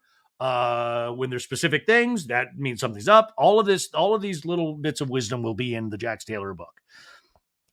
And it's just chef's kiss. It's great because we do know something is up with Michelle Lally, right? We do know something, but also it's just so weird. Like, I send my wife into rooms with 5 guys and like have her get numbers. Like, that all sounds weird, but whatever. I don't care about real estate. Whatever floats your boat, however you want to make your money. So downstairs they're talking about like potentially cooking, and they're like, well, I think everybody got a little drunker than anybody thought they would. They talk about Jesse getting so drunk that he got into a fight with Daniel because he was trying to murder him by street fighting with him. And Daniel's like, well, I think I'm just disappointed that Jesse can't reciprocate the grown-up situation that is confrontational and he's like, he literally is not making any sense. So he turns to Jason. He's like, hey, can you say this any better? He's like, yeah, can we have the lawyer say it? Yeah. Okay. And Jasmine's like, yeah, I was a little confused. Okay, Jason's like, well, he kind of like his ego got to him and he just can't admit to it. And now Jesse Lally comes down all dressed up. They're, what's going on, buddy? And Jesse Lally comes and hugs Daniel, like bear hugs him, like he did with ayahuasca with Michelle. And Daniel's like, is this hug real? Is this real, real? And he's like, sorry, my banter crossed the line. I understand that you were uncomfortable, Daniel. Yeah. And I didn't realize that. I thought it was going to be funny, but it wasn't. And I apologize. So Daniel's like, thank you for that. In a talking head, Daniel says, when people do apologize, I'm quick to forgive. There's a lot of stuff that's going on, in my life right now that I haven't really told a lot of people about. It is, he says, I'm dealing with sleep deprivation, taking care of the kids, wanting to be the best husband, be the best father I can be. For the most part, I do my best to not hold grudges.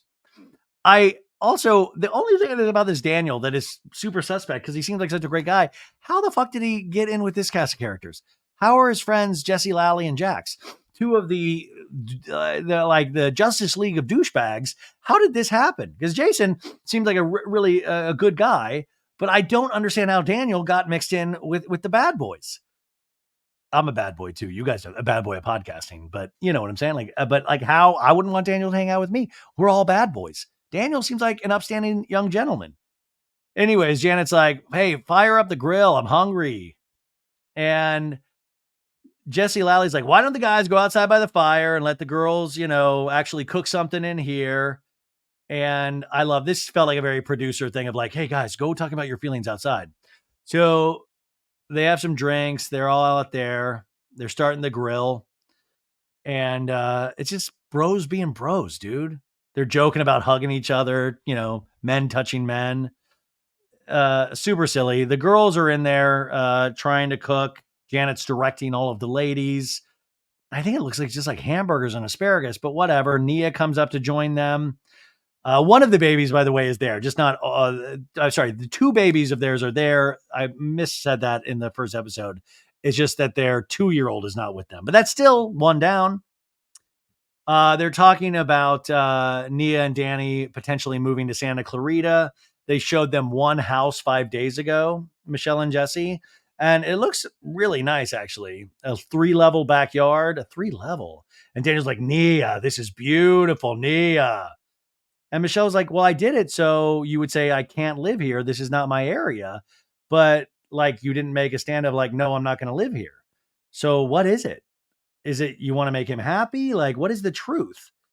And Nia's like, well, I mean, I've definitely communicated with Daniel what I want and why I want it. Yes, he makes me feel heard, but he's also like, it's not happening.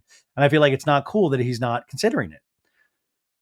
Nia says Santa Clarita feels so isolating and I feel isolated already and I'm dealing with emotionally that I don't want to move to a place where I feel like I don't have any friends or community.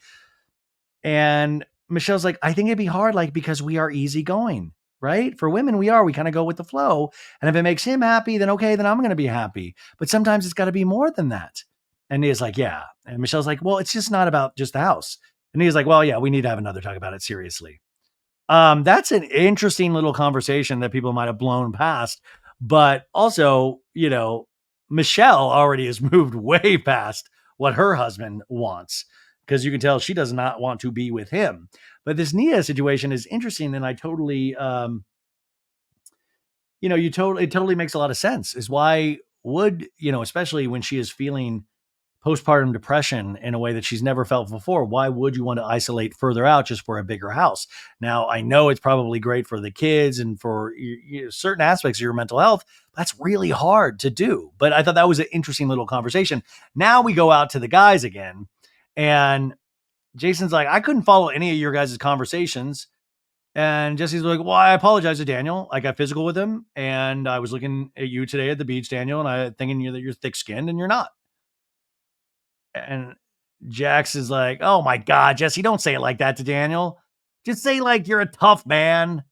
And Daniel's like, I'm an F and alpha, okay? And Jesse Lally's like, oh, you're pussy. You're an amazing man, Daniel. You're the most amazing father, the most amazing husband. Like, we should all look up to this guy.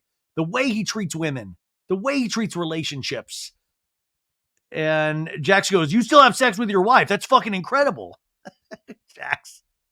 You still even touch your wife. I haven't done that for years. My God, I don't even have sex. And Jesse's like, yeah, I don't even have sex with my wife anymore either. And you know, Jesse's like, if I go after Daniel, it's only in jest.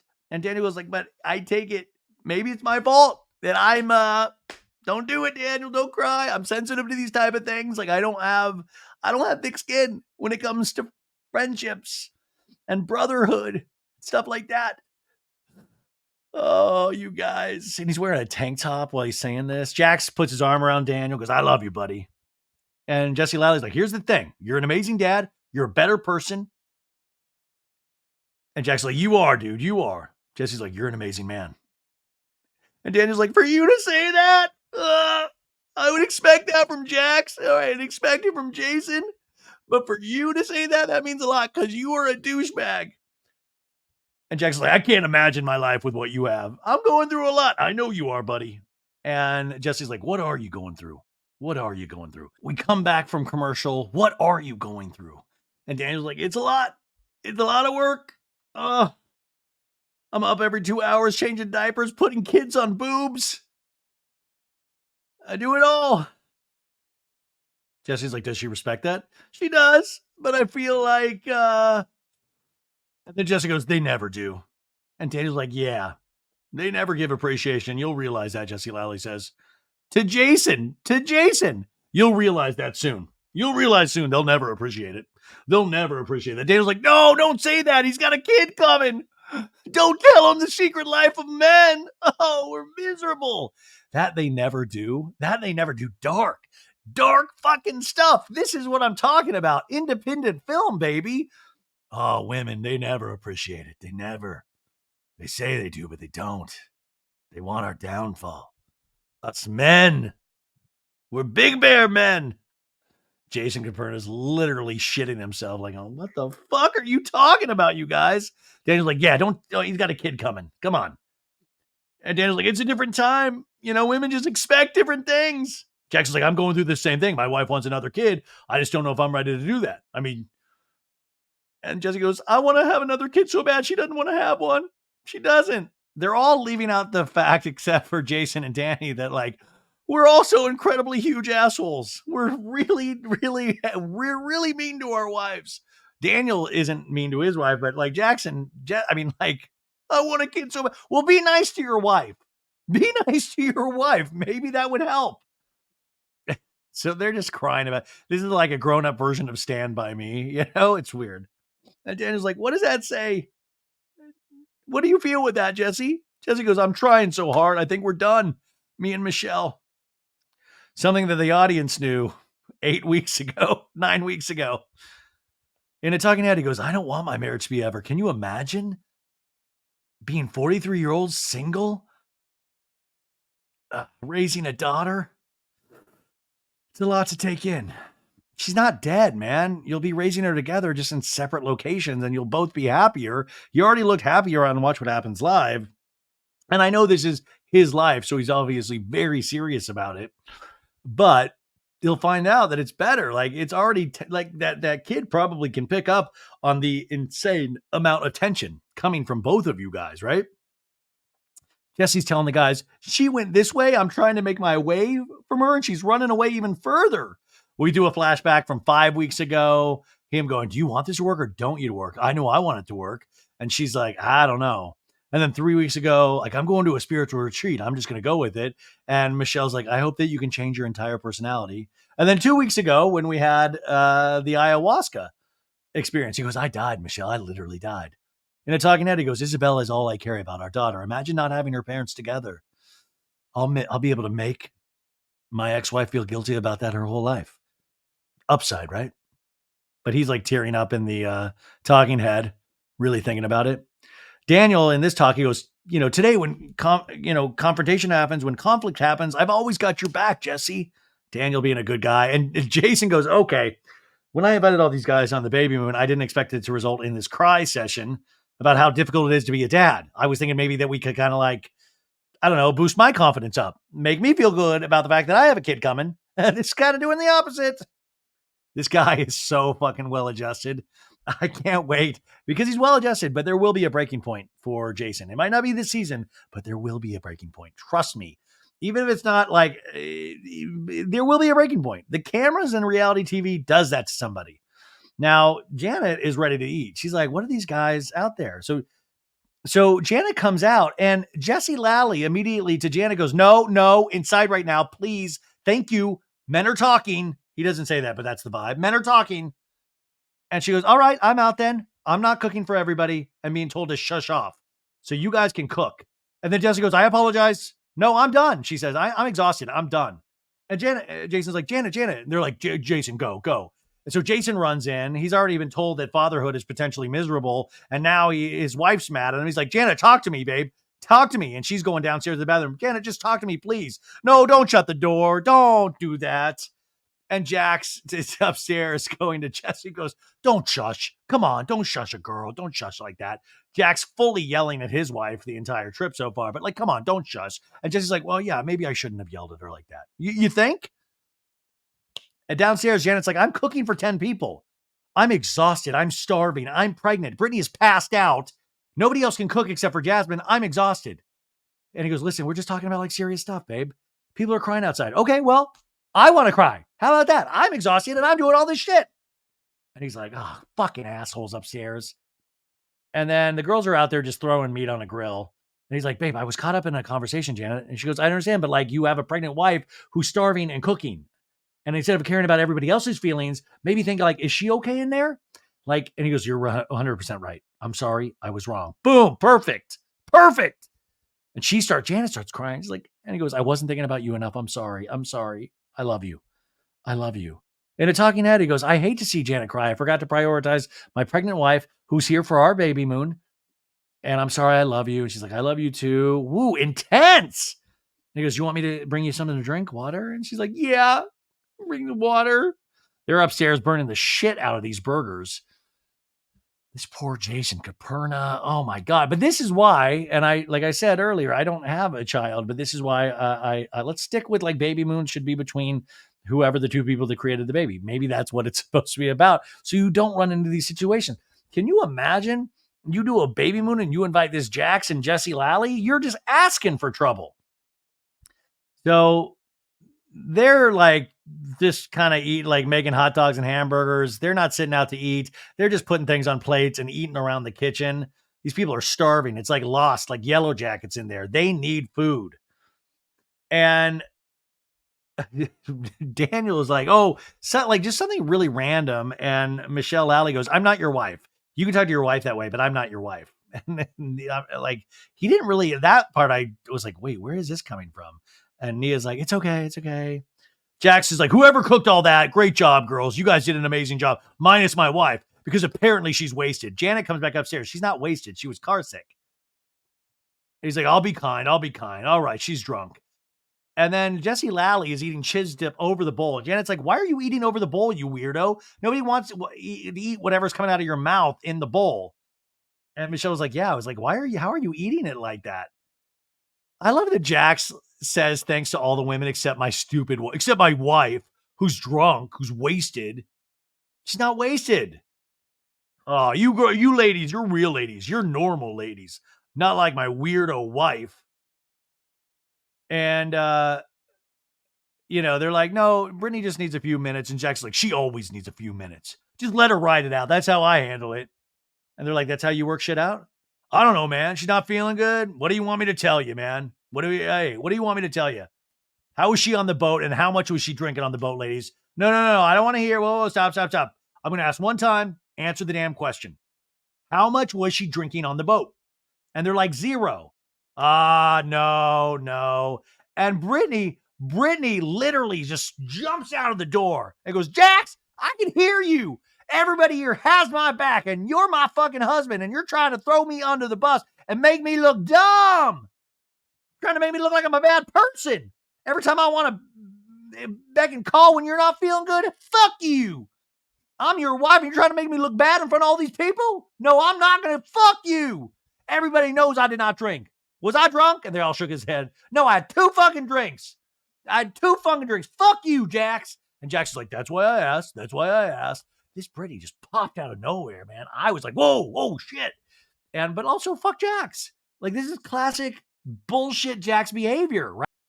At this point, I feel like this is why I'm bummed that Kristen and Luke and Zach aren't there, because it's like we could film the rest of the season tonight.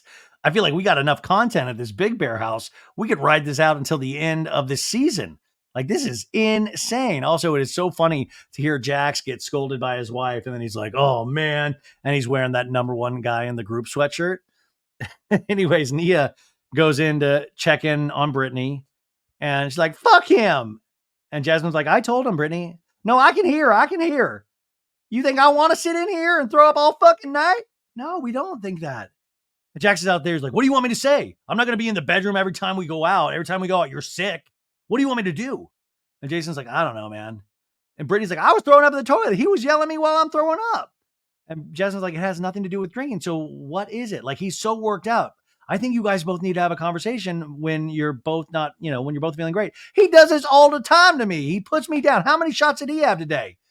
And Jax comes in the room and goes, yeah, but do you see me acting crazy? I had a lot to drink. I had 2 fucking bottles. Leave me alone. I don't want to talk to you. No, I had 2 bottles of tequilas, but do you see me acting crazy? When you see me acting crazy, I'm not feeling good. He's like, I understand. I'm going crazy because you're talking about your own life out there with everybody else behind my back. I was asking the girl, I can hear you, Jax. I am asking the girls, were you drinking today? They said no. So I said, okay, maybe she's really sick. That didn't happen. Okay, maybe she's really sick. That part didn't happen. He's lying. And Brittany's like, well, whenever I was actively throwing up and you're yelling at me, Brittany, I've been dating you for 8 years. Every time you're in that fucking bathroom, it's because you're hungover. So maybe don't drink at all. At all, ever. I was not even doing anything, Jax. And Jax just walks out and slams the door. He did this in front of all the girls. He did this whole fight in front of all the girls. That is fucking wild. Doesn't even try to hide it. On top of all the girls being in the room, there are fucking cameras there. He is so comfortable. Oh, every time you're in that bathroom, you're hungover. Like, makes her fucking seem like Nicolas Cage in Leaving Las Vegas. Like, I'm like, what is going on? What the hell? Janet is the only one. Well, all the girls are rallying around her, but who's going to be like, shut the fuck up, Jax? This is what we needed Dodie for. If Dodie was there, I feel like she would have been like, get the fuck out of here. Shut the fuck up, Jax. And that's where I feel like Janet, she does say, you don't deserve this. Something's got to change here.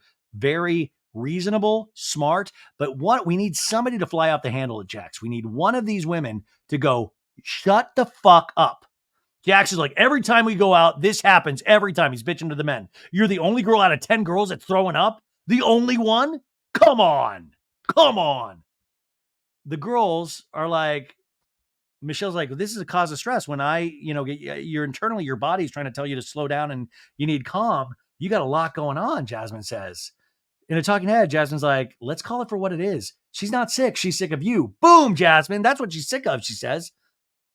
Jackson's like, if you can't handle your alcohol, then you need to stop fucking drinking. Throwing up? What are you, in college? You're a mom.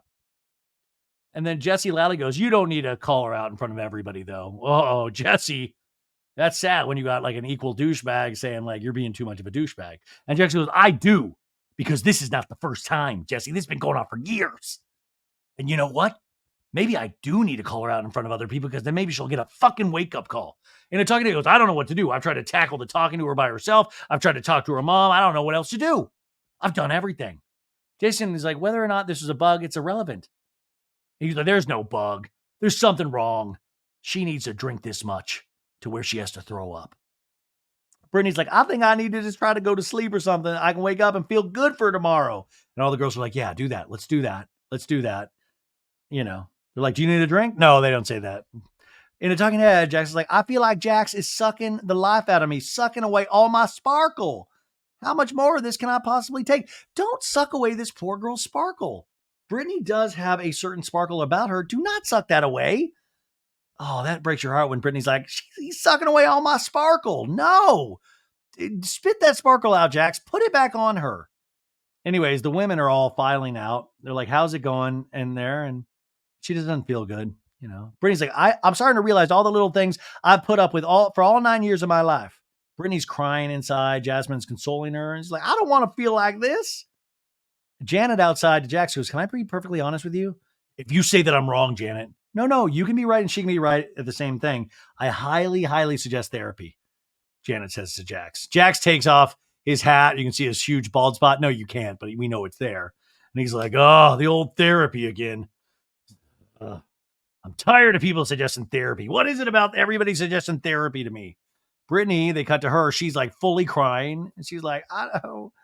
Oh, Janet's like, you guys are not communicating well at all. You're not hearing each other. You're not understanding each other. You guys need a third party to sit there, like a police officer, I think. She's like, hey, that's not a good way to say that. Instead, say it like this. And he goes, yeah, I guess. And they're talking, he goes, I've gone through therapy a few times. It never really works for me. But at the same time, our relationship, it's kind of shitty right now. So I need to do something.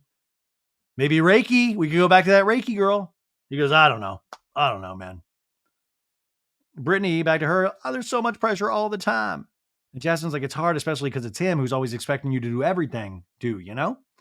Yeah, I definitely believe in love, Brittany says. But like, what if love is not enough? Isn't that like the tagline of some like really dramatic romantic film? Anyways, Jasmine walks out of the room and she's just like, thank God, like I said, thank God I'm not dating a man. And Jason's like, hey, anybody want to throw on some warmer clothes and go outside? And Daniel just went to bed. So Jason and Janet are outside. And Janet's like, what a night. Jax is in there by himself going, fuck, I'm tired. Nia put the girls down. Nia's trying to put the girls down, but Daniel went and passed out. And Jax is like, I can hear Brittany throwing up still. They're like, Jason asked Janet, was she drinking tonight? And Janet's like, no. I mean, this has been going on for a year or two, Janet tells Jason. He screamed at her about drinking in front of people. Enough. It's like, guys, you got to either fix something or it's going to end up ending their marriage, Janet tells Jason. Jason's like, even though they've been together all this time, I don't think he knows how to deliver a message softly. And Janet's like, was everybody happy before they had kids? And Jason's like, are we in trouble or what? And Janet's like, we're 7 months in. And Jasmine's like, and by inside, she's like, this is the baby moon from hell. If I ever have a baby, I'm not inviting any of you motherfuckers. And Janet goes, if Jax goes, if she has a cocktail tomorrow, I'm done. I'm out. I'm done. I can't do it anymore. So he's already making tomorrow already ridiculous. If she fucking has a Bartles and James, if she has a Zima tomorrow. Okay, so it's the next day. And Brittany's like, we got to talk. And he's like, what do you want to talk about? What do you want to talk about? You're just like, he goes, first of all, let me get this out. I'm sorry the way I acted. Thank you. It was inappropriate. I thought maybe you just had too much to drink. You drank way more than I did, Jax. I know. And you made it look like to everybody else that I had a drinking problem or something. Like, and I come in here and I'm like physically throwing up and you're coming in room peeking in, being like, this is rah, rah, rah, rah, rah. You're like yelling at me while I'm already miserable. It was so embarrassing. Like, I just wanted a little bit of support from you. Like, you're sitting there throwing up. Do you want me to come in and yell at you and demean you and stuff? I don't get that sick. I can drink a lot, but I can also hold myself. But you know I have a sensitive stomach. Even before I met you, I had a bad stomach. So that means you got to cut down on the drinking. I get that I'm not being that kind to my body, she says in a talking head. But one shot does not mean that I have a drinking problem. And that is what he's making me feel like. And really, I have just been so stressed and so unhappy that my body is turning against me. Brittany's body is at war. Brittany's body is like, we are done with this Jax Taylor. Brittany's body is like, we are losing sparkle right and left. We are at a 30% sparkle deficiency right now, Brittany. You need to do something right now. Brittany to Jax goes, you have to learn how to communicate with me better because this is not good. Okay, I'm sorry. I apologize. It won't happen again. Oh, bullshit. Brittany's like, that just sounds like the shittiest apology ever. He goes, what do you want from me? Just be better. Learn how to communicate. Okay, no problem. I'll do better. I don't know what else you want me to say. Be a little more supportive of your wife. Okay, I'm just processing at this. I'm thinking. Okay, let's hope this trip gets better because so far it's just been crap for me. And he goes, all right, it sounds like people are making breakfast. Let's go out and eat breakfast. I'm sorry, I am, okay? I think Jack just doesn't appreciate me as much anymore because he doesn't think that I will ever leave him. And he knows that I'm so quick to forgive always. Like, we'll fight. And then 30 minutes later, he thinks everything's fine. He doesn't realize, like, emotional damage that it does to me. It's so true. She is so dead on right. He does take her. Oh, anyways, Michelle and Jesse Lally are out there. And they've been listening to this fight, and you could tell they're like, hey, look at us. We're not so bad after all. Jax comes out, and Michelle's like, do you want some of our coffee? Because they brought fancy coffee. And he's like, no, I'm going to make some Folgers. Of course Jax is a Folgers man. That's so Midwestern. He's like, nothing against your coffee. I'm a Folgers man. She comes out, and Brittany's like already cheery. Hey, guys. All right. Hi. How are you? Good morning. Good morning. Jesse's like, did they get creme fraiche? I can make eggs with creme fraiche. I asked for that. Daniel comes out doing a rooster noise. I smell bacon, Daniel says. And Brittany goes, I'm sorry, everybody, for being so sick yesterday. I was not really myself the entire day. And, well, you guys know if I was not feeling bad, I would never have, just sat in my room, obviously. She does that giggle. Jax has apologized. We're all good. And Jax gives her a kiss on the cheek. We're okay. We're okay. So performative. Poor fucking Brittany. My God. Oh. Jesse Lally goes, Jax and Brittany are pros. The apology, everything's great. I've been through that.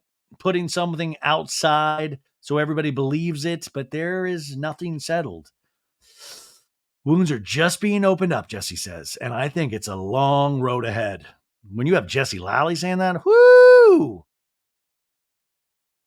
So Janet's like, I'm exhausted today. Jason, by the way, goes, Jason goes, Zach posted a story. I think it was just a dick move.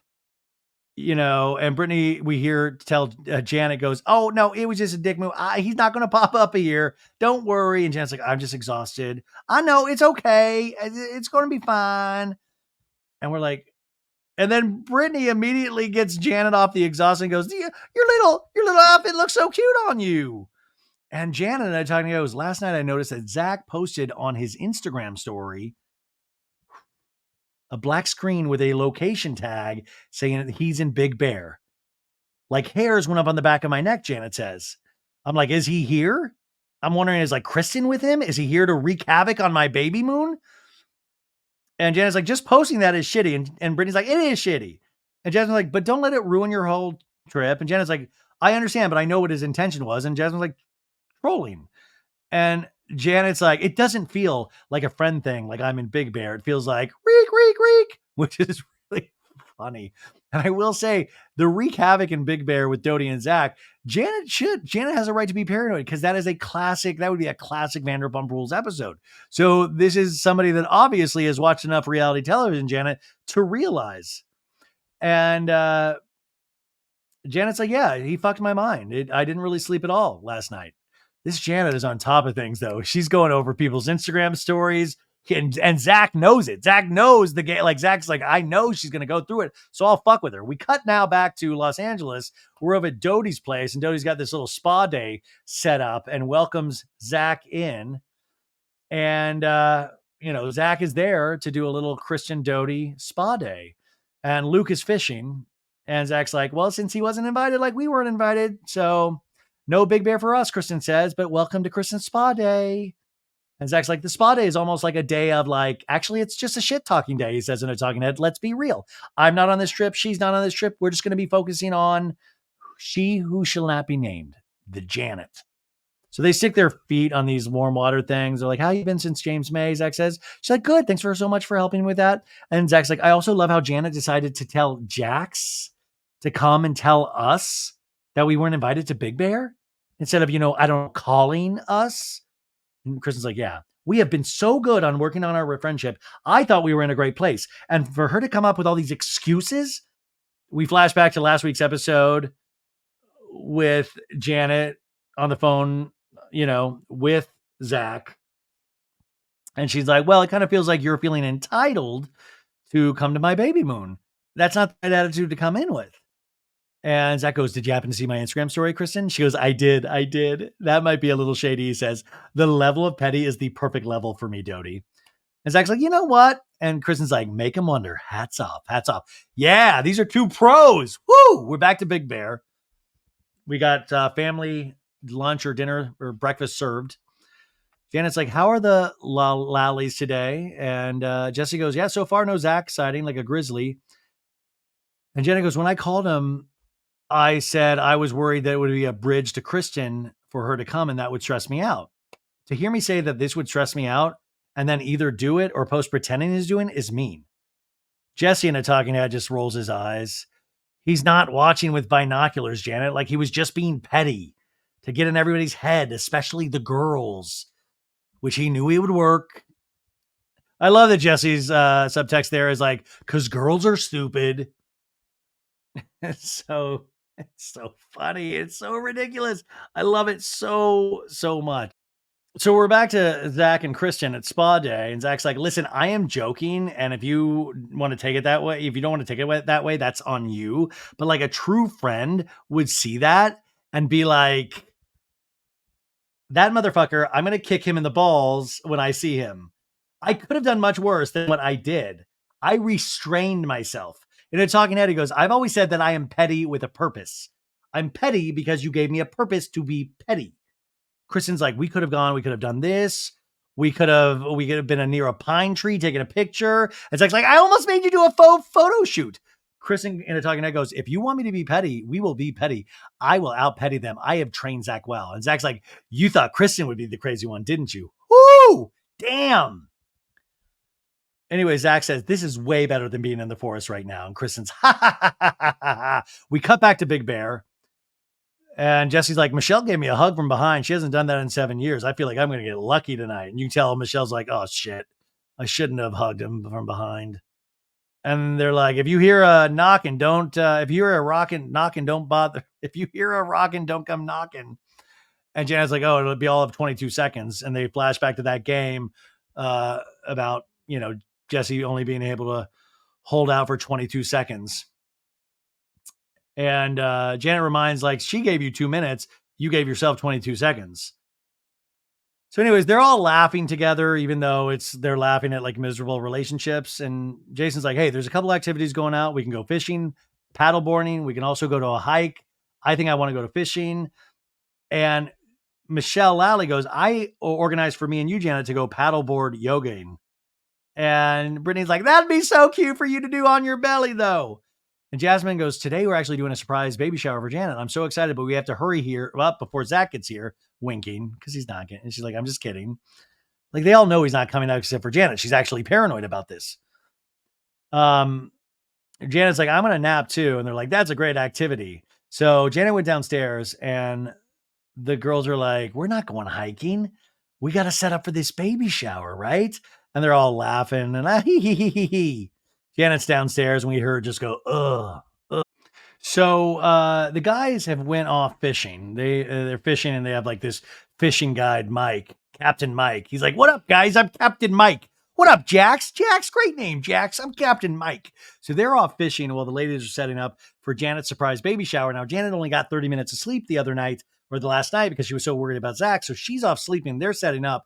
And Jasmine is braiding Brittany's hair and asking how the bar is going. She's like, it's stressful, like this will be like pretty much our future, and whenever people say it for the first time, I don't think it's going to be 100% ready. Every time I go in there, it looks worse and worse. There's always like a ton of like tables and stuff just piled up in the middle. And Jasmine's like, yeah, I know Jax was stressed. He's stressed more way than I am.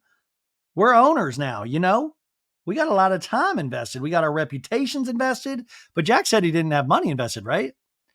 What did I miss yesterday? Because you boys were talking about crying and stuff. And Jasmine's like, yeah, something happened with the boys. Jesse and Danny got into it. And I guess Danny was like really upset. I think Danny's such a nice, positive person, Jasmine says. And Jesse comes off sometimes like I'm not saying better than anybody. I know it's a joke, but I think Danny could probably take it as like, bro, Jasmine, I'll go further than that. He does act like he's better than everybody. And Brittany's like, I don't think those two mesh very well. Oh my God. Boys just being boys. Crazy. We're onto the boat where they're fishing. Jesse Lally goes, I prefer women that are like a Renaissance painting. Oh, tell me more, Jesse. I don't like skinny girls with abs, Jesse lets us know. And I love that Jason Caperna goes, it's kind of masculine at a certain point. And Jesse continues, I like thick, beautiful women. And Daniel's like, you think your wife is thick? No, my wife is actually way smaller than when she was when I met her. I have never been with a girl over like 5'3" or 5'4", Daniel says. Napoleon complex? Maybe, he says. And Jason goes, I don't think that's what Napoleon complex is. And they're like, yes, it is. Jason goes, Napoleon complex is more like because you're shorter, you're like an asshole. It's not because you're short, you date short girls. Jason is a brilliant man. And Jason's like, well, I feel like Napoleon complex was like, you don't want someone that's taller than you that can peacock more than you're physically able. Oh, these poor men, except for Jason. And Jason's like, that's not what Napoleon complex is. He's like, yeah, it is. No, it's you're shorter. It makes you overly confident to the point where you're brash and like arrogant. And they're like, no, dude, no. Jason in a talking head reads the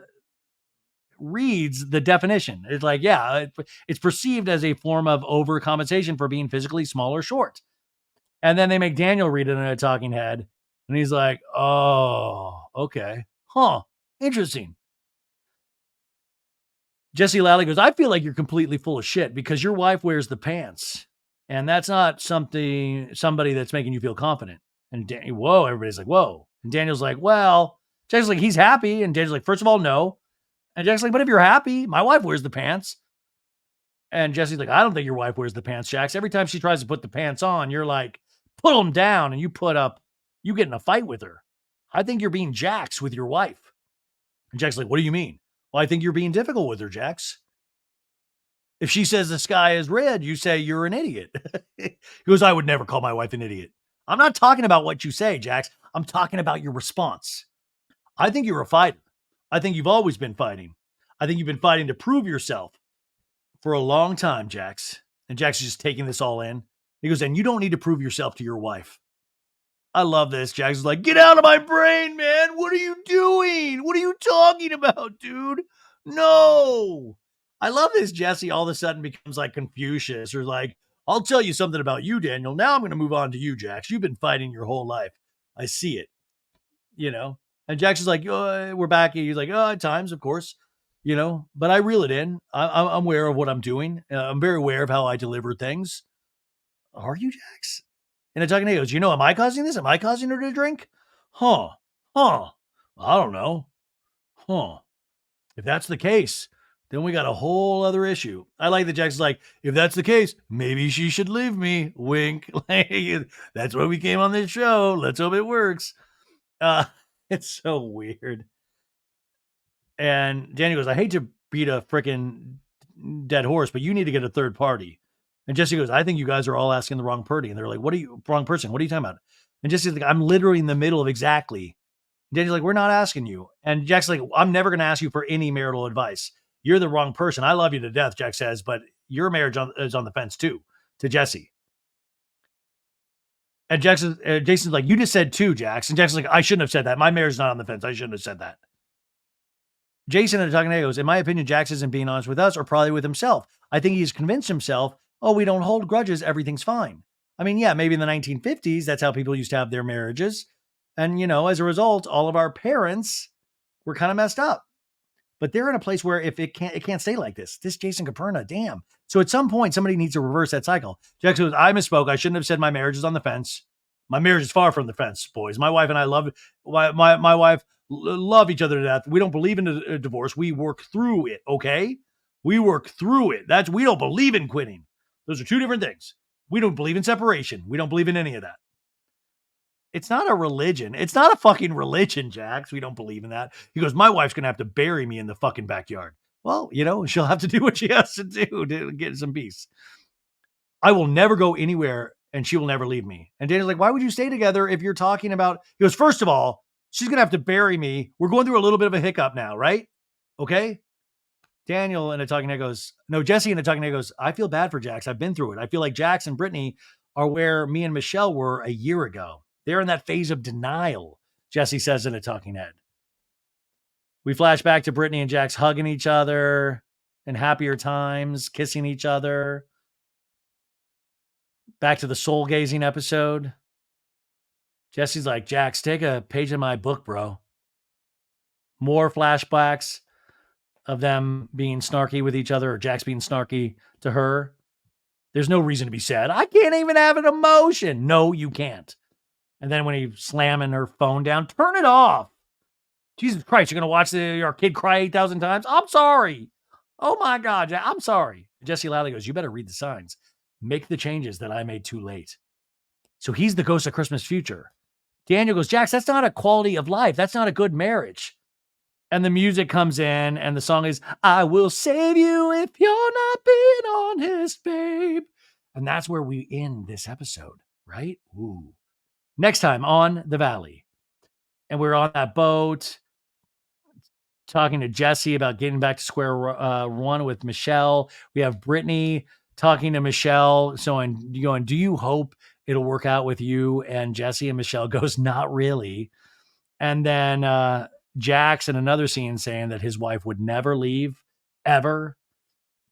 And then Janet talking to Brittany going, I know you guys don't believe in divorce. And Brittany going, oh, no, we would go down that path. Oh, my God, you guys. Oh, my God. And then it looks like they're playing some drunken game where Daniel gets a little nasty with Nia and going like, let me finish. Ooh, guys, you guys, my God. Well, anyways, we did 2 back-to-back episodes, another long episode, but we got through it. We're caught up on The Valley. Tune back into So Bad It's Good on Thursday for the Vanderpump Rules Part 2 reunion. I hope you guys enjoyed this as much as I did, and I hope you guys have the best Wednesday ever. You made it halfway through the week, right? We're at Wednesday, right? Okay, cool. Have a good one, you guys. Be very nice to your loved ones. And especially if you're a guy and you have a wife, I don't think any guys with wives are probably listening to this or watching this, but be nice. My God, this is take a page out of all of these men's book. Okay, bye.